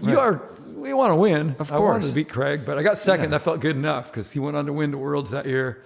And, but anyway, so that next year we're building these really fancy boards that have, like I said, UHMW sidewalls, ABS tops, sintered bases, super high molecular sintered bases I was getting from Rhode Island, a place called Dixon. I think it's Rhode Island, but it's could have been Connecticut. But they were making me this stuff that wasn't even from Europe. It was really high molecular weight base. It was insane. Was it all black? No, they were purple. Purple. They were purple. Oh, I've seen. We had ones that said Team Disco. We did Team yellow Disco. and purple. Yep. We made the ones for from Glacier snowboards with yellow, and ours were purple. Yeah. But anyway, 2/3 of the way through the year, we get a phone call, and it's Matt Cummins on the phone. No one knows Matt Cummins yet, but he's like, "Hey, I'm from Gig Harbor. I think he was still in high school. I'm pretty sure. Yeah, he was still in high school." He's like, "Hey, I heard you guys make these snowboards, da da da da da." He's like, I've built one myself. I built it out of the wall of my treehouse and it worked pretty good, but I've heard you guys make good. And he goes, Can I trade you for a snowboard? I don't really have money. And we're like, yeah, no, I mean, the one thing we don't have is we need money. We don't have any money. And so he like hung up and then called back. Well, how about if I trade? He goes, he started saying things like, my mom skis. There's like, we got a water ski in our garage. He started listing all these things that he could trade us. And we were like, yeah, no, we can't do that. He kept calling and sweetening the pot of what he's going to trade us of like his parents' things. And finally, we just told them like, listen, we'll try to find like a second or something and give you a sweet deal. But when he came down from Gig Harbor, and he had his friend Rob. I remember this tall guy named Rob that had like a rain suit on, like a fisherman's rain suit. And Matt showed up and he's like, well, I kind of started with, I don't really have money again. He was supposed to bring, I forget what he said, like, can you bring like $110 or something like that? And he came like, I don't remember how it worked, but somehow we gave him a board and like that he could pay over time. I don't remember exactly how it worked, but somehow we made it work and he got a drive away with a board. And then he, super nice guy, kept calling us. We love that this like high school guy is calling us. And he might've been 18 at the time. But anyway, the Worlds were coming up in Breckenridge, and Pete and I were going to drive down there, and talking to Matt, he's like, hey, can I come with you guys? And we didn't even know Matt really. And we're like, all right, my little 2-wheel drive truck. We get in and we piled a bunch of base material in the back to weight it in case we hit snow. That's what we used as our weight. Wow. Chains and that, but we didn't hit snow. But we drove all the way to Colorado to Breckenridge, and the three of us crammed in this little truck, and our skateboards were all jammed. I mean, it's not a crew cab. It's the single cab. And our skates were jammed behind the seat that folds back a little bit. Like, so we had wheels popping into our backs the whole drive. And I just remember it was like, we were in pain, right? And we get down there and anyway, Matt's got his board that we sold them. And anyway, Matt does. I know me and Pete were really tired because we had been building all these boards for the contest for our team riders. We had Amy Howitt, Dan Donnelly, Carter Turk, Jason Kasnitz. I think Marcelo Dovis might have been there. I can't remember, but Mike Renkwit was still on our team too. Sick. So we had all those guys. We had a good team. Yeah. We had a really formidable team. And so we get down there, and both Pete and I were just like, oh, our legs are like sore. And we hadn't exercised. We hadn't ridden the mountain forever because we were building boards. But Matt ends up, so Pete and I are in the just regular men's events, whatever, like not the pro one, just a regular men. It was the biggest group. Yeah. And we went at the end. I remember it was one of those things, somehow we were laced at the end. But anyway, Matt ended up making the finals. He didn't register in time, right? He's a junior. So he was like 17 or 18. Yeah. I think he was 17. Now that I think about it, because he was very well still junior. And I remember someone getting mad. Paul Alden used to run the thing back then. Yeah. And so he's like, nope, you can't be in juniors. You didn't get in time. There's no spaces for you, but we'll let you do adult men. So he's in the same category we're in, but he ends up killing it. He ends up killing the half pipe. Yeah. Right? He's a skater, really good skater. And he ends up killing it. And I think he ended up getting 7th in the world in men's, and he's a kid. Right? But also fun on that one is we didn't have a place to stay. So we rented a room with, and this is where it gets really fun, the Nectar guys, Victor Coyne, and Don Zavo. And Burt Lamar. Oh yeah, he was on Nectar before he was on. I think I'm not positive he's on Nectar, but he may have been on Nectar. Yeah. Yeah. This is the year that he could have been on Sims. He might have just bought a Sims. This is where he came and did well, right? This is what I'm about to say. So we're all rooming together. And this is a story almost nobody knows. You're hearing a story that's almost never been told. I love So we got Don Zavo and Victor Coyne, who we've never heard of. Yep. But they're on Nectar, and Pete and I are surfers. We're like, Nectar. Yeah, that's Nectar's good, right? That's like a brand out of like New Zealand, like surfboards, right? Yeah. It's Nectar. Yeah. And it's, anyway, they're honeycomb nectars that Bill Bain's making, who made the Bain Doyle monoski. This is pre-tailored EICMA, for sure. Way pre-tailored EICMA. Amazing. It's a honeycomb board that they're on. And I think Burt was on a Sims. I think he just went and bought a Sims, or he might have, Sims probably gave him one, right? Right, because he was rode for Sims when he was a kid. Yeah, he was like one of the best skaters in the world for Sims. So Sims may have given him one. Yeah. But he's not on the radar of Tom, like rooming with any of their people. He's Fleabag like us, living in, we got the cheapest motel room that we can get. And all these and guys. He's my hero. How many? As a skater, I knew who Burt Lamar was. And now he's a grown man. But when I knew him, he was the kid, boy wonder that was beating Dwayne Peters and all those guys. Totally. So I'm like, this is insane. And Matt knew who he was. We're like, get a room. This is so cool with Burt Lamar. And Burt's like, he'd been out of skating and snowboarding, the industry, for a long time. He was now a hairdresser, right? Yeah. And so we're rooming with them. And so for the day of the finals, we knew Burt was like, hey, he's of the crew there. I don't think Victor Coyne or Don Zavo made the finals in halfpipe. I know Craig and Dan did, and Dan was our team rider. And but anyway, and they were all staying somewhere else. I don't know where they were all staying, but we were in different motels. Oh wait, no, Dan was with us. Sorry, got that wrong. Matt's with us, right? Dan's with somebody else. Dan used to drive to trade shows with us with skateboards at our back too. So Matt's with us. Dan's probably with the Baker crew. Yeah, he's on our board, so he made the finals. But Burt makes the finals. And anyway, what was fun is Burt goes, "Hey guys, like, we all kind of just got to know each other. We're all this odd couple rooming together." He goes, "I'm a hairdresser, man. I'm going to cut all your guys' hair, lockets, and tape them to my board for good luck." So he tapes our hair to his board for good luck. What, really? And he ends up winning. Yeah, he won that. He won. He friggin' wins. And he got that. So here's what Ken says about that win. Yeah. Was that Tom had screwed over Burt when he was a kid. Right. Like, didn't give him didn't pay him. Like, right. Didn't pay him. Right. And so Burt came up with this idea to take a sponsorship check from Tom, win the Worlds. Yep. He knew how to work Tom. It was like a revenge thing. Yeah. He's coming back and he's going to win. And when he wins, he's going to sign a contract with Tom, get the check, take the money, and then go ride for Lamar. He went, yeah, or he went for Burton next. Did you know that? He went next to Burton. No, I didn't know that. I didn't know that he did the Burton thing. He signed with Burton the next year. I believe it was Burton. Way. Yeah. Because then he had Look. He did all his stuff came out on. Then Look. it was so what happened? There was controversy. Maybe it's kind of like Craig's. I think he shortly rode. I'm almost dead positive because then the next year he was the guy. They had a poster that showed him. It was Swatch World Championship. Right. It was twice as big. Yes. Yeah. Bob Gundrum. You know Bob? No. He owns Union and that whole thing. Oh, okay. Captain and Union. Yeah. He used to date my sister. He was on the U.S. ski team back in the old days. No way. I think jumping or moguls, but I knew him when I was a kid in my living room. But he's the guy that owns Union now. Unreal. He used to own Drake, and he was. He ran Lamar. He was the guy that was the.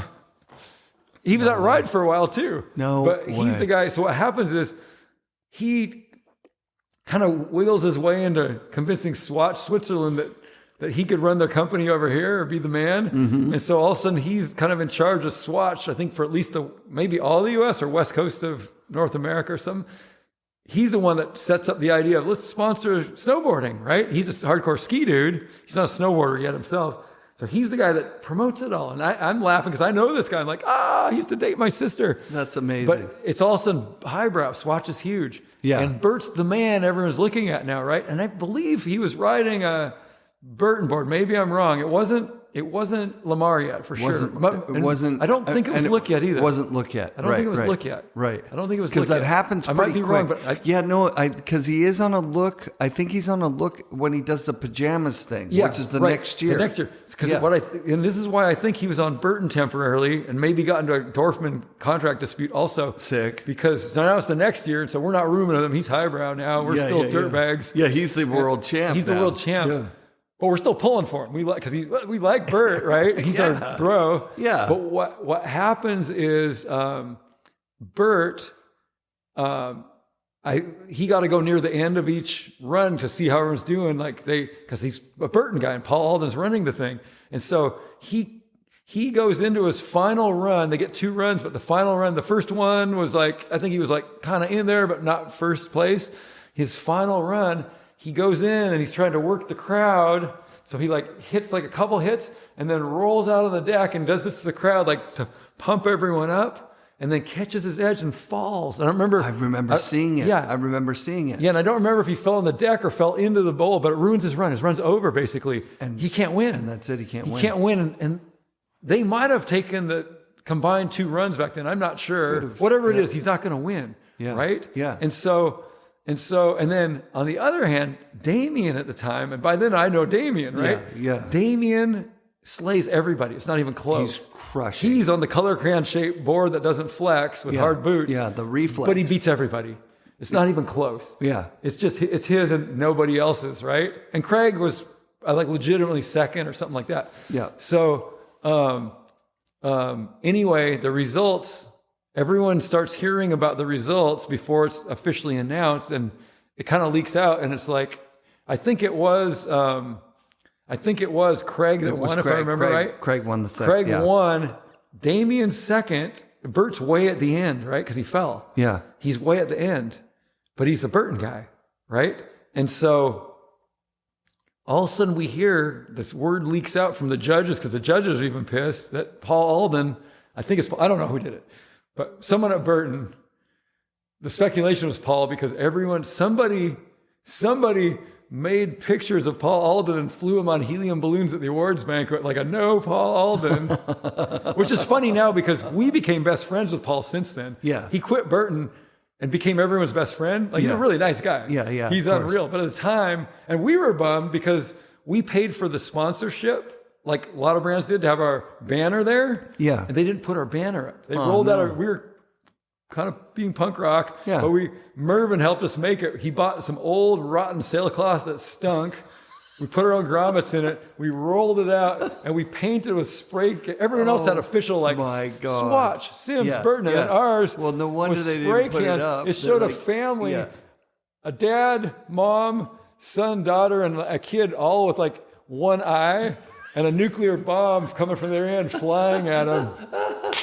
And then it just said GNU. They're about to get flattened by a nuclear bomb, and they're one-eyed. I love it. And I can't believe they didn't put that up. He didn't put it up. And to me later, he was like, we misplaced that. I was like, no, you didn't. But anyway, when the awards get announced, they take Damien, who was in second.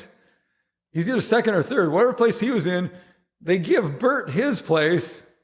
He didn't get points for that place, but they're like, you can't have Bert, end up in 15th or whatever. So they give him Damien's place and put Damien in Bert's place. And you're like, what? And so that's when everyone, and that was a few hours before the awards banquet. The awards banquet, there's balloons everywhere with Paul's face on it with a big X. I just remember people from Burton jumping, trying to grab him, but they're way up in the air. Oh my God, this is so comedic. How does Matt do? Matt obviously cracks the top 10. Well, Matt, that second year, he might have been in men's. Yeah, he was good. Yeah. He ended up having a real long run of being one of the better half-pipe riders in the world. At one point, he became 4th in the world. Okay. When everyone started Euro carving. Yep. And nobody cared anymore. Right. He's like, yeah, the year that I finally get to 4th in the world, where he's going to compete all over the world, I'm 4th place, and now everyone just wants to, you carve. And he's like, duh, like, you got really good. But one thing we did that year, I will reveal this, it's never been revealed, but it's pretty funny that happened that year. I think it was that year. Yeah, it was that year. I taught Drew and Dennis from Salty Peaks joined with us, and me and Pete and Matt Cummins and a few other people, we were sitting at Wendy's the night before the finals, and we already knew some shenanigans were up with the judging. We could just feel it. It was in the air already. Yeah. I think a few controversies already happened in the trials, but we're sitting at Wendy's, and I was like, okay, dude, we got to do this. Mervin and I had this trick. We knew like you either get Jell-O or like Hawaiian Punch in all the different colors, and then you steal a few ketchup and mustard bottles from it might not have been a Wendy's because it had ketchup and mustard bottles. It might have just been a mom and pop. Yeah. Anyway, we got some ketchup and mustard bottles, and we went and bought Jell-O. And then you mix all these colors in the bottles, and then you go up in the middle of the night to the half pipe, and you can put down any graffiti you want, and they can't get it out. Right. It goes so deep. Because it goes deep. Yeah. And I so love this. Somebody in our crew. Anyway, it was pretty, we put up some pretty hideous, but yeah, I remember Drew was with us. I think Dennis was with us because they're just giggling. We're all like, we're like rebels, right? Yeah. Maybe Jeannie Higgins was there and Jeff Davis might have been there. Like all these Salty Peaks guys were there, I think. Yeah. I know some of them. For sure Drew was there. Yeah.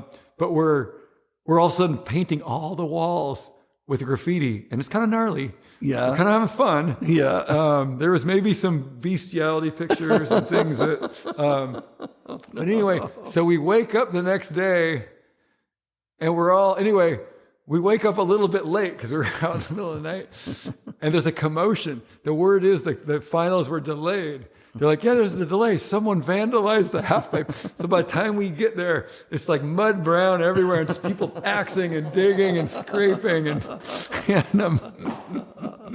that's awesome. And then the whole Bert Lamar fiasco happened too. You know, that happened. We were all for Bert. Yeah, nothing against. I'm all for Bert, but not Damien. Like, wait, so no, Damien, you can't. If you're gonna even trick it, because he's the Burton guy, right? And he's the Swatch guy because he was sponsored by Swatch then. Totally. If you're going to move him up to second, don't make Damien go to the end. No, just drop Damien down him to one. Third, right? Yeah. But Damien was killing. I think Craig probably did deserve to win it, but Damien was going huge, and however you judge it, like Damien, I don't think they didn't like Damien, so I personally thought Damien was the best. He didn't have any sponsors running ad just space. His brother, right? And so during the contest, there was all the graffiti and all the fiasco, and then during the contest, the Avalanche guys started a snowball fight. I've heard about this snowball fight. That also delayed for a while. Yeah. I remember some of the Burton crew running around like all furious, like, no, we're going to kick all you guys out. And I just remember it was Dana Nicholson and Damien and all those guys. And anyway, we loved the Avalanche guys. We were stoked. And there was a few of the Glacier guys at that time. It might have been Duck Boy by then. Yeah. But they were cool too. So we were. Of course. But the first year, let's see, I'm trying to remember.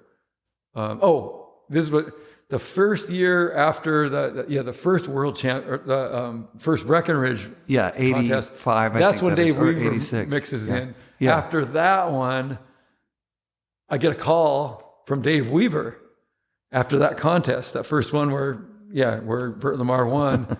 So it's spring now, going into, it might have been summer, right? And Dave Weaver calls me, and I didn't really know Dave Weaver, but I'd heard of him. But he's like, "Hey, I'm Dave Weaver. I'm the 4-minute Sims, build all the boards here. We're down here at Newport Beach now, building these boards." He's super professional, super nice.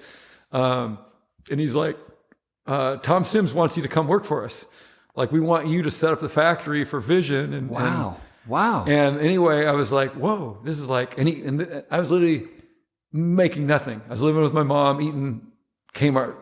All you can eat $2.99. Yeah. And he goes, "I want to fly up. I'm going to fly up and meet with you." And I'm kind of, got butterflies. Fred at this point had taken our bank loan and ran. We're out of money. And Pete's not part of the business, not a partner yet officially, but he's helping me. So I feel, really grateful and indebted to everything he's done. And anyway, Loewe flies up, and I'm in an old rickety 2-wheel drive car, and he's a Newport guy. He's a highbrow new guy, right? Yep. And he said, I'm going to take you out to lunch. I just want to meet with you for a few hours. And, to me, I'm like, a guy flies up to meet, like, I have no money. Like, yeah, I still mow lawns for money on the side. And Barfoot, too, is like, he painted houses. And yeah, of course. But Loewe flies up.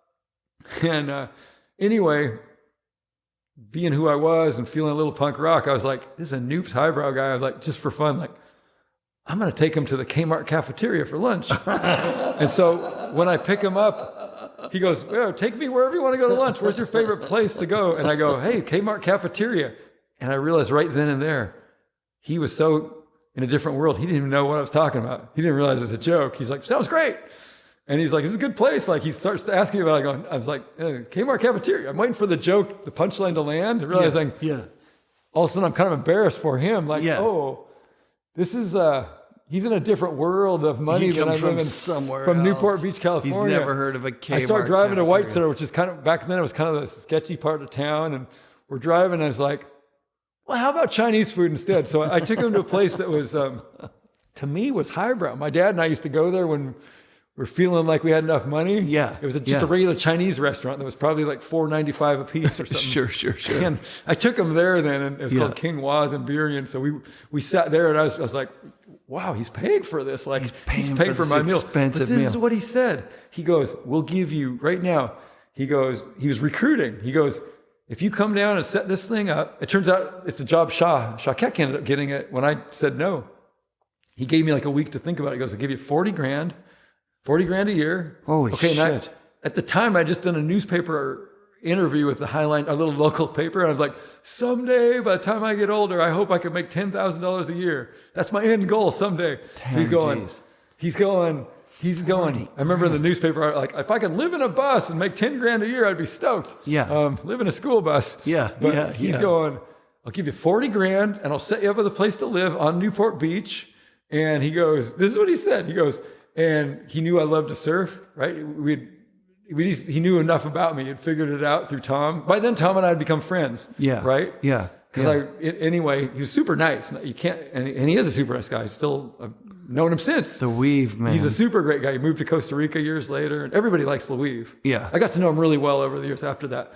But yeah, $40,000, gonna get you a place at Newport, and we're gonna surf every day. And he goes, "You know what? I got all these places in Baja. We're gonna go down there." And he goes, "I know all the ladies. You're gonna have all the ladies you could ever dream of. We're gonna go to Baja every weekend. We're gonna build snowboards. We're gonna make a ton of money. You're gonna go to ski resorts everywhere." And da-da-da-da. Anyway, I remember just dropping off and feeling kind of sick to my stomach because it was radically fantastic offer.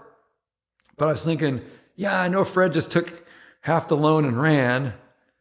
I shouldn't feel indebted to him, but still, I was still like, something just felt weird. Like, it was like, and he wasn't around anymore, but and Pete was like family, helping like crazy. I was like, I can't leave these guys. Even though Fred's never here, I can't leave these guys. We're on a mission. It's like quitting the mission. It just seemed like weird. Like, so we're renting this place, me and Fred, like just walk away.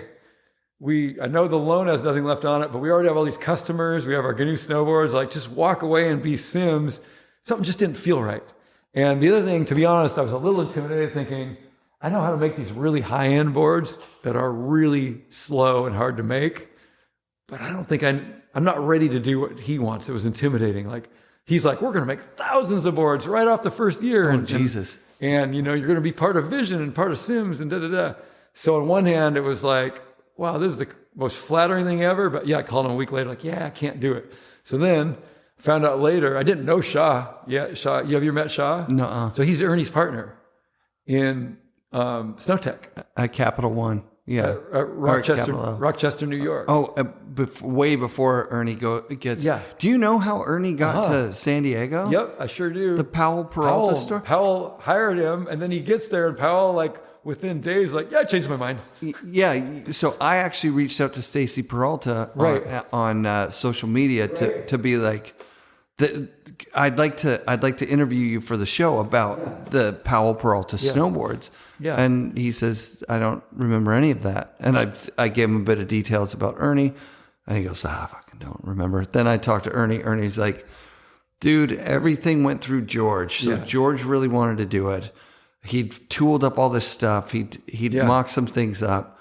And on the day he went to present to Stacy and George, Stacy just like at the door was like, what is this? It's because the construction was changing from skateboard kind of 7-ply to like sidewalk construction. And Stacy looked at it and goes, why would we ever do this? This has nothing to do with what we're doing. Right. I can't even imagine crazy? I can't imagine what the difference in the world would be. Yeah. If 1986 Powell, like peak Powell Bones Brigade, all of a sudden there's Cab and Tony, all these guys snowboard. Oh, they were the best. They still are. Yeah, they still the best. Right. I ride Powell wheels exclusively. Like, I'll only skate Powell. Like, their formulas are the best, and they make them. That's epic. Who else makes them? Nobody. They make their own decks. They make right. Their Powell's awesome. So we'd be living in a different world had Stacy somebody said to Stacy, like, look, this is, like, it had Cab been there and been like, oh, I fucking love snowboarding. Yeah. And then like it just was like a split second decision that then Ernie finds himself in San Diego. He doesn't have a job really.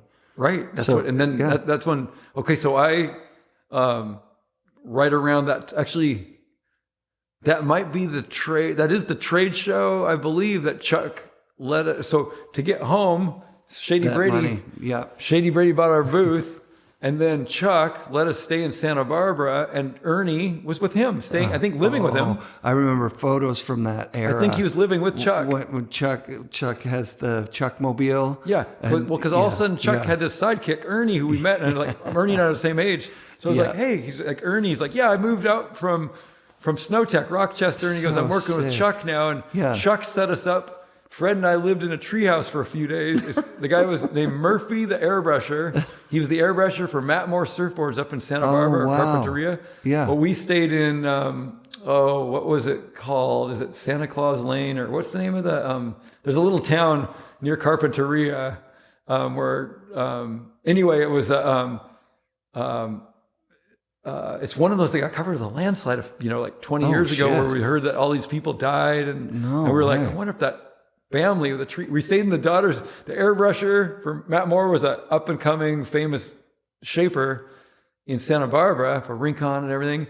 And so Chuck was friends, and he's like, hey, Murphy the airbrusher, his daughter has a nice treehouse in the backyard. You guys can live in the treehouse. And then Chuck took us surfing for a couple of days. Oh, damn. So Fred and I went surfing, and the place he took us was the Santa Ana, was it Santa Clara Rivermouth or Santa Ana Rivermouth, I believe, just south of Rincon and all that. And it's good. We go out, and it's just, now it'd be crowded nowadays, but this was an off period in surfing.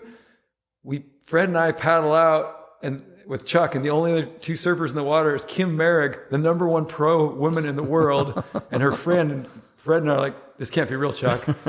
Like, we're surfing with Kim Merrick. He's like, yeah, she's one of the locals here. And she was really nice. And it was kind of fun.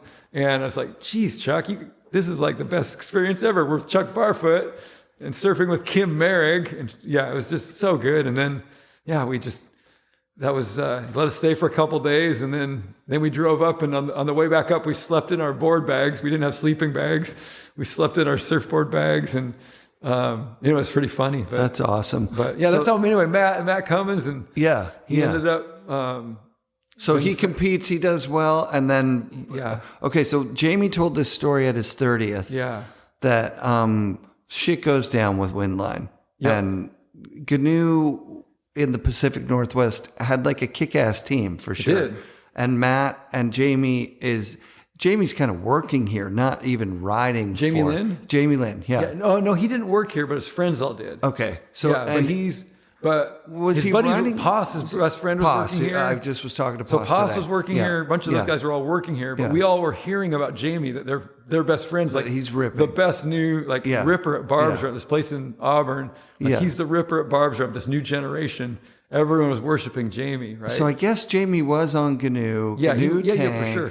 It was a GNU Vertigo. First time I saw him, he did a big old 360 air on a mogul. And I'd heard his name from Paul Farrow. That's right. He got that from I think he got that from Northwest Snowboards or something. Probably, his mom bought it for him or something like that. Yeah.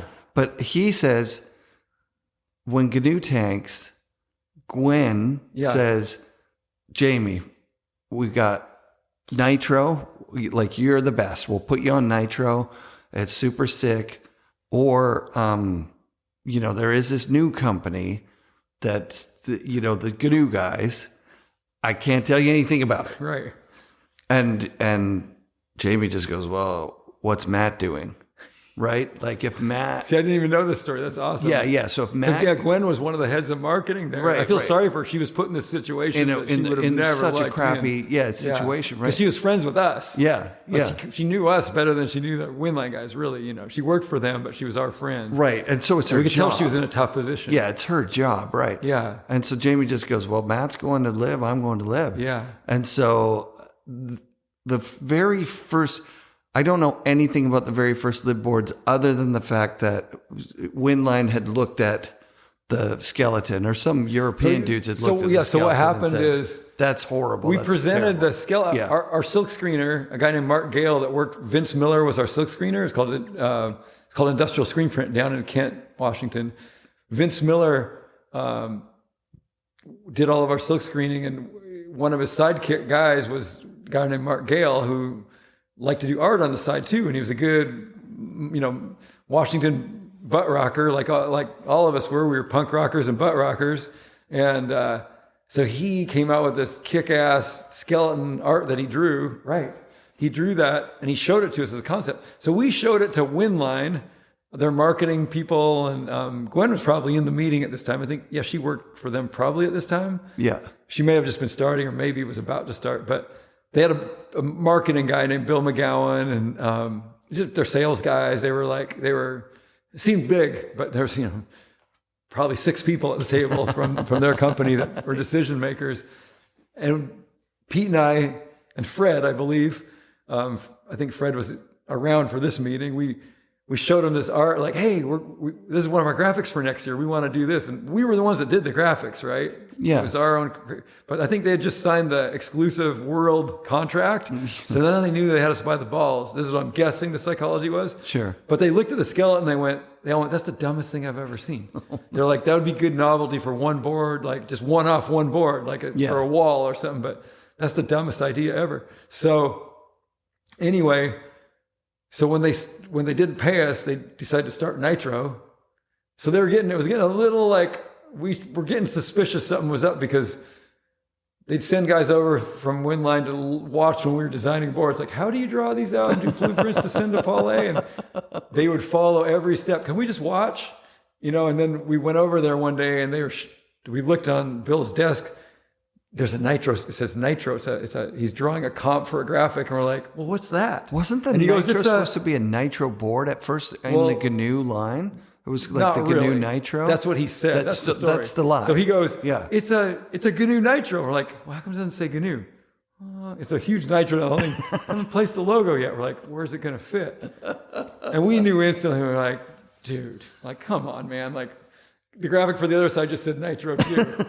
And it was a no-brainer. Like, Dave's not going to pay us. It's we knew that we worked with Dave long enough. I never had a grudge against Dave. He still owes us the money. I see him at trade shows. He's retired now, but I would see him at the Surf Expo over the last 10 years. Yeah. I had no grudge. When I'd see him, it's just like, hey, Dave. That was all like 30 years ago. Yeah. Like, I'd shake his hand and like, no biggie. But, So there's a moment where you decide, like, you know what, let's cut our losses. Let's start. So that check you saw. Liberace, right there. That check you saw, what happened? So they said the skeleton's the worst idea ever. Yeah. And so when we decide, you know what, Pete, I, and Randy, and now Pete's part of the business now, right? Yeah. Pete's full-on partner.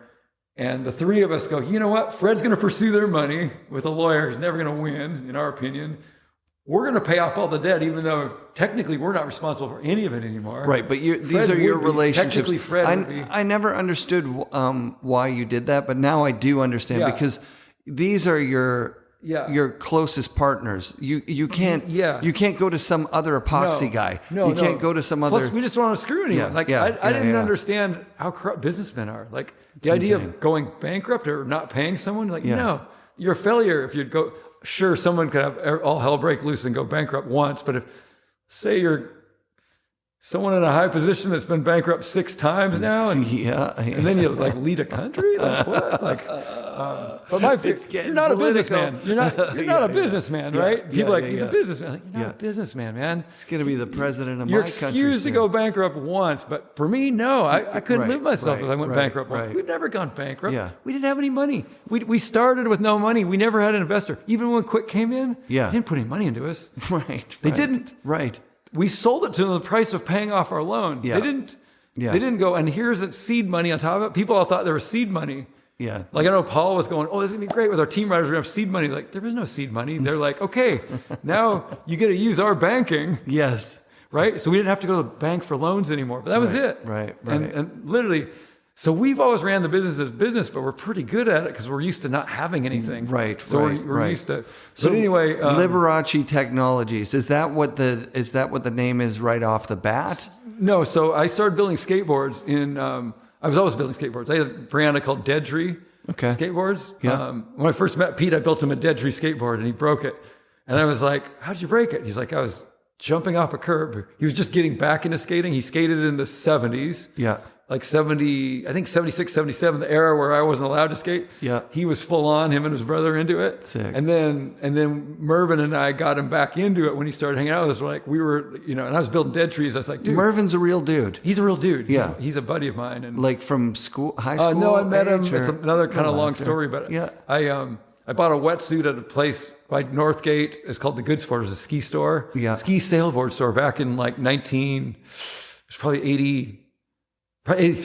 It was 83, I believe it was 83 that I met him. And the guy that sold me the wetsuit was named Mark Monroe. He was from San Diego. And he was like, he's pretty groovy. He was like SoCal, rad. Talked with a SoCal accent. And he's like, you're a surfer? And I was like, yeah, I'm just getting into it. I'm learning. I'm shaping my own boards. And anyway, they kind of accidentally had 3 surf suits. XL large and a medium body glove for like $99 a piece because they sold sailboard gear. And so I saw it was a real surf suit with a back zip. My suit I had before that was a scuba suit basically with a front zip. And it wasn't even a one piece. It was a jacket and pants. And anyway, the guy selling it to me, he goes, hey, well, I'm from California. And he's like, want to start surfing together? When I told him you could surf here, we started carpooling. He was about 3-4 years older than me. And anyway, on our first surf trip, he's like, hey, my girlfriend's got a little brother that's about your age. His real name's Mervyn Winston Leslie III, but he goes by the name Win. So everyone knows him as Win for Winnie Winston, right? Sure. But years later, we found out for Mervyn, his real name's Mervyn Winston. So we call him Mervyn. No one else does. Starting to get traction with that binding, really. Put a bit we're doing a version there. of the binding right now. They license like a bent metal. Yeah, we're doing a bent metal one, and it's called the Lightning. And I'm going to try them out. I'm going to pick them up tomorrow, actually, and they're up in our warehouse. And but But I love that you're still trying stuff I'm excited. out. Yeah. But I was at Apex 2 years. Have you ever been to Apex? Yeah. It's my favorite mountain now. Really? I went there 2 years ago. The steep mountain it's in... super steep. Yeah. It's insanely steep. Yeah, it's very steep. It's like Alpental. The whole thing's like... The rollers are like a little bit scary even. It's so steep sometimes. Yeah. It's like rolling into a vert half pipe. Yeah, dude. It's super steep. I tell people that and they're like, what? Because nobody's been there. I've only been there once or twice. I've only been there once. I was there 2 years ago. My daughter was dating a Canadian. Epic groomers. Whoever was grooming there when I was there, no like ruts, like you could. And epic. Really, when I was there, it was epic powder, epic groomers. Yeah. And we were riding up the chair, my wife and I, and my youngest daughter, who's 19. She was 17 then. And I was going, wow, how often does it was over New Year's break. Yeah. I go, how often does it get good like this? Every day there'd be 2 inches of refresh. Yeah. But it didn't get warmer than like 22 degrees it's Fahrenheit. Cool. It's cool as shit. So it was perfect snow. There was no ice anywhere. Groomers were perfect and powder was perfect. I said, how often does it get good like this? And it was a local guy and he goes, this isn't good. He goes, this is normal. This is average. He goes, right. And he said, it's crowded right now because of Christmas break. And we were going, crowded? There's no lift line. And he's like, yeah. He goes, but in a week or so, there won't even be anyone on the lifts. Yeah. He's like, there won't be anybody but a few locals. That's and he goes, amazing. and then he goes, January and February it dumps. And then you get, more than 2 inch refreshes every day. Yeah, I can't even imagine that it's place a good mountain. with POW. It would be so it's steep and fun. The main chair is 2,000 vertical feet. And I looked at the picture of it online, the cartoon comp. Yeah. It looks like Mount Bachelor. It's like its own volcano, right? It's its own mountain. Yeah. And so I picture it being Bachelor, which I love Bachelor, but I picture it being Bachelor's like this. It's intermediate. Yeah. It's great intermediate. Great. It's one the of the best intermediate there ever is. Yeah, absolutely. I like Mount Hood too. Mount Hood Meadows for that. Yeah. It's just I've never been to Meadows, great. but I heard that's Meadows fantastic. is incredible. But Bachelor is such a fun mountain. Yeah. Right on. Well, anyway, right on. What Mike, time is it? Friday? You know what? It's probably 8:00 at night. Who knows? It's probably later than that. It's 12 midnight. And we've been recording. Is it really midnight? 8 hours straight. Okay. We just did a whole shift. Right on. 8 hours and... How long are your podcasts normally? An hour. All right. 2. We got it. Yeah, we got it. This is in the can. Is it really midnight? It's really midnight. Okay. Oh my God. You're going to faint all day. You're going to faint. I'm going to go eat. All right, brother. Yeah, I had a smoothie for breakfast. I made that. FNRad shoutouts this week to Mike and the crew at Mervyn. A big special thank you to Tim Lloyd and his buddy James for linking up with me at Cypress this past week. Rad to meet you both. Thank you Patreon supporters, especially the top tier guys. Your generosity is powering me through this season with no job other than this podcast. Lots more FNRad snowboarding coming this season, so be sure to come back next week. We're presented by Chris Roach and his family through FlowJoy Water and brought to you by FNRad Productions.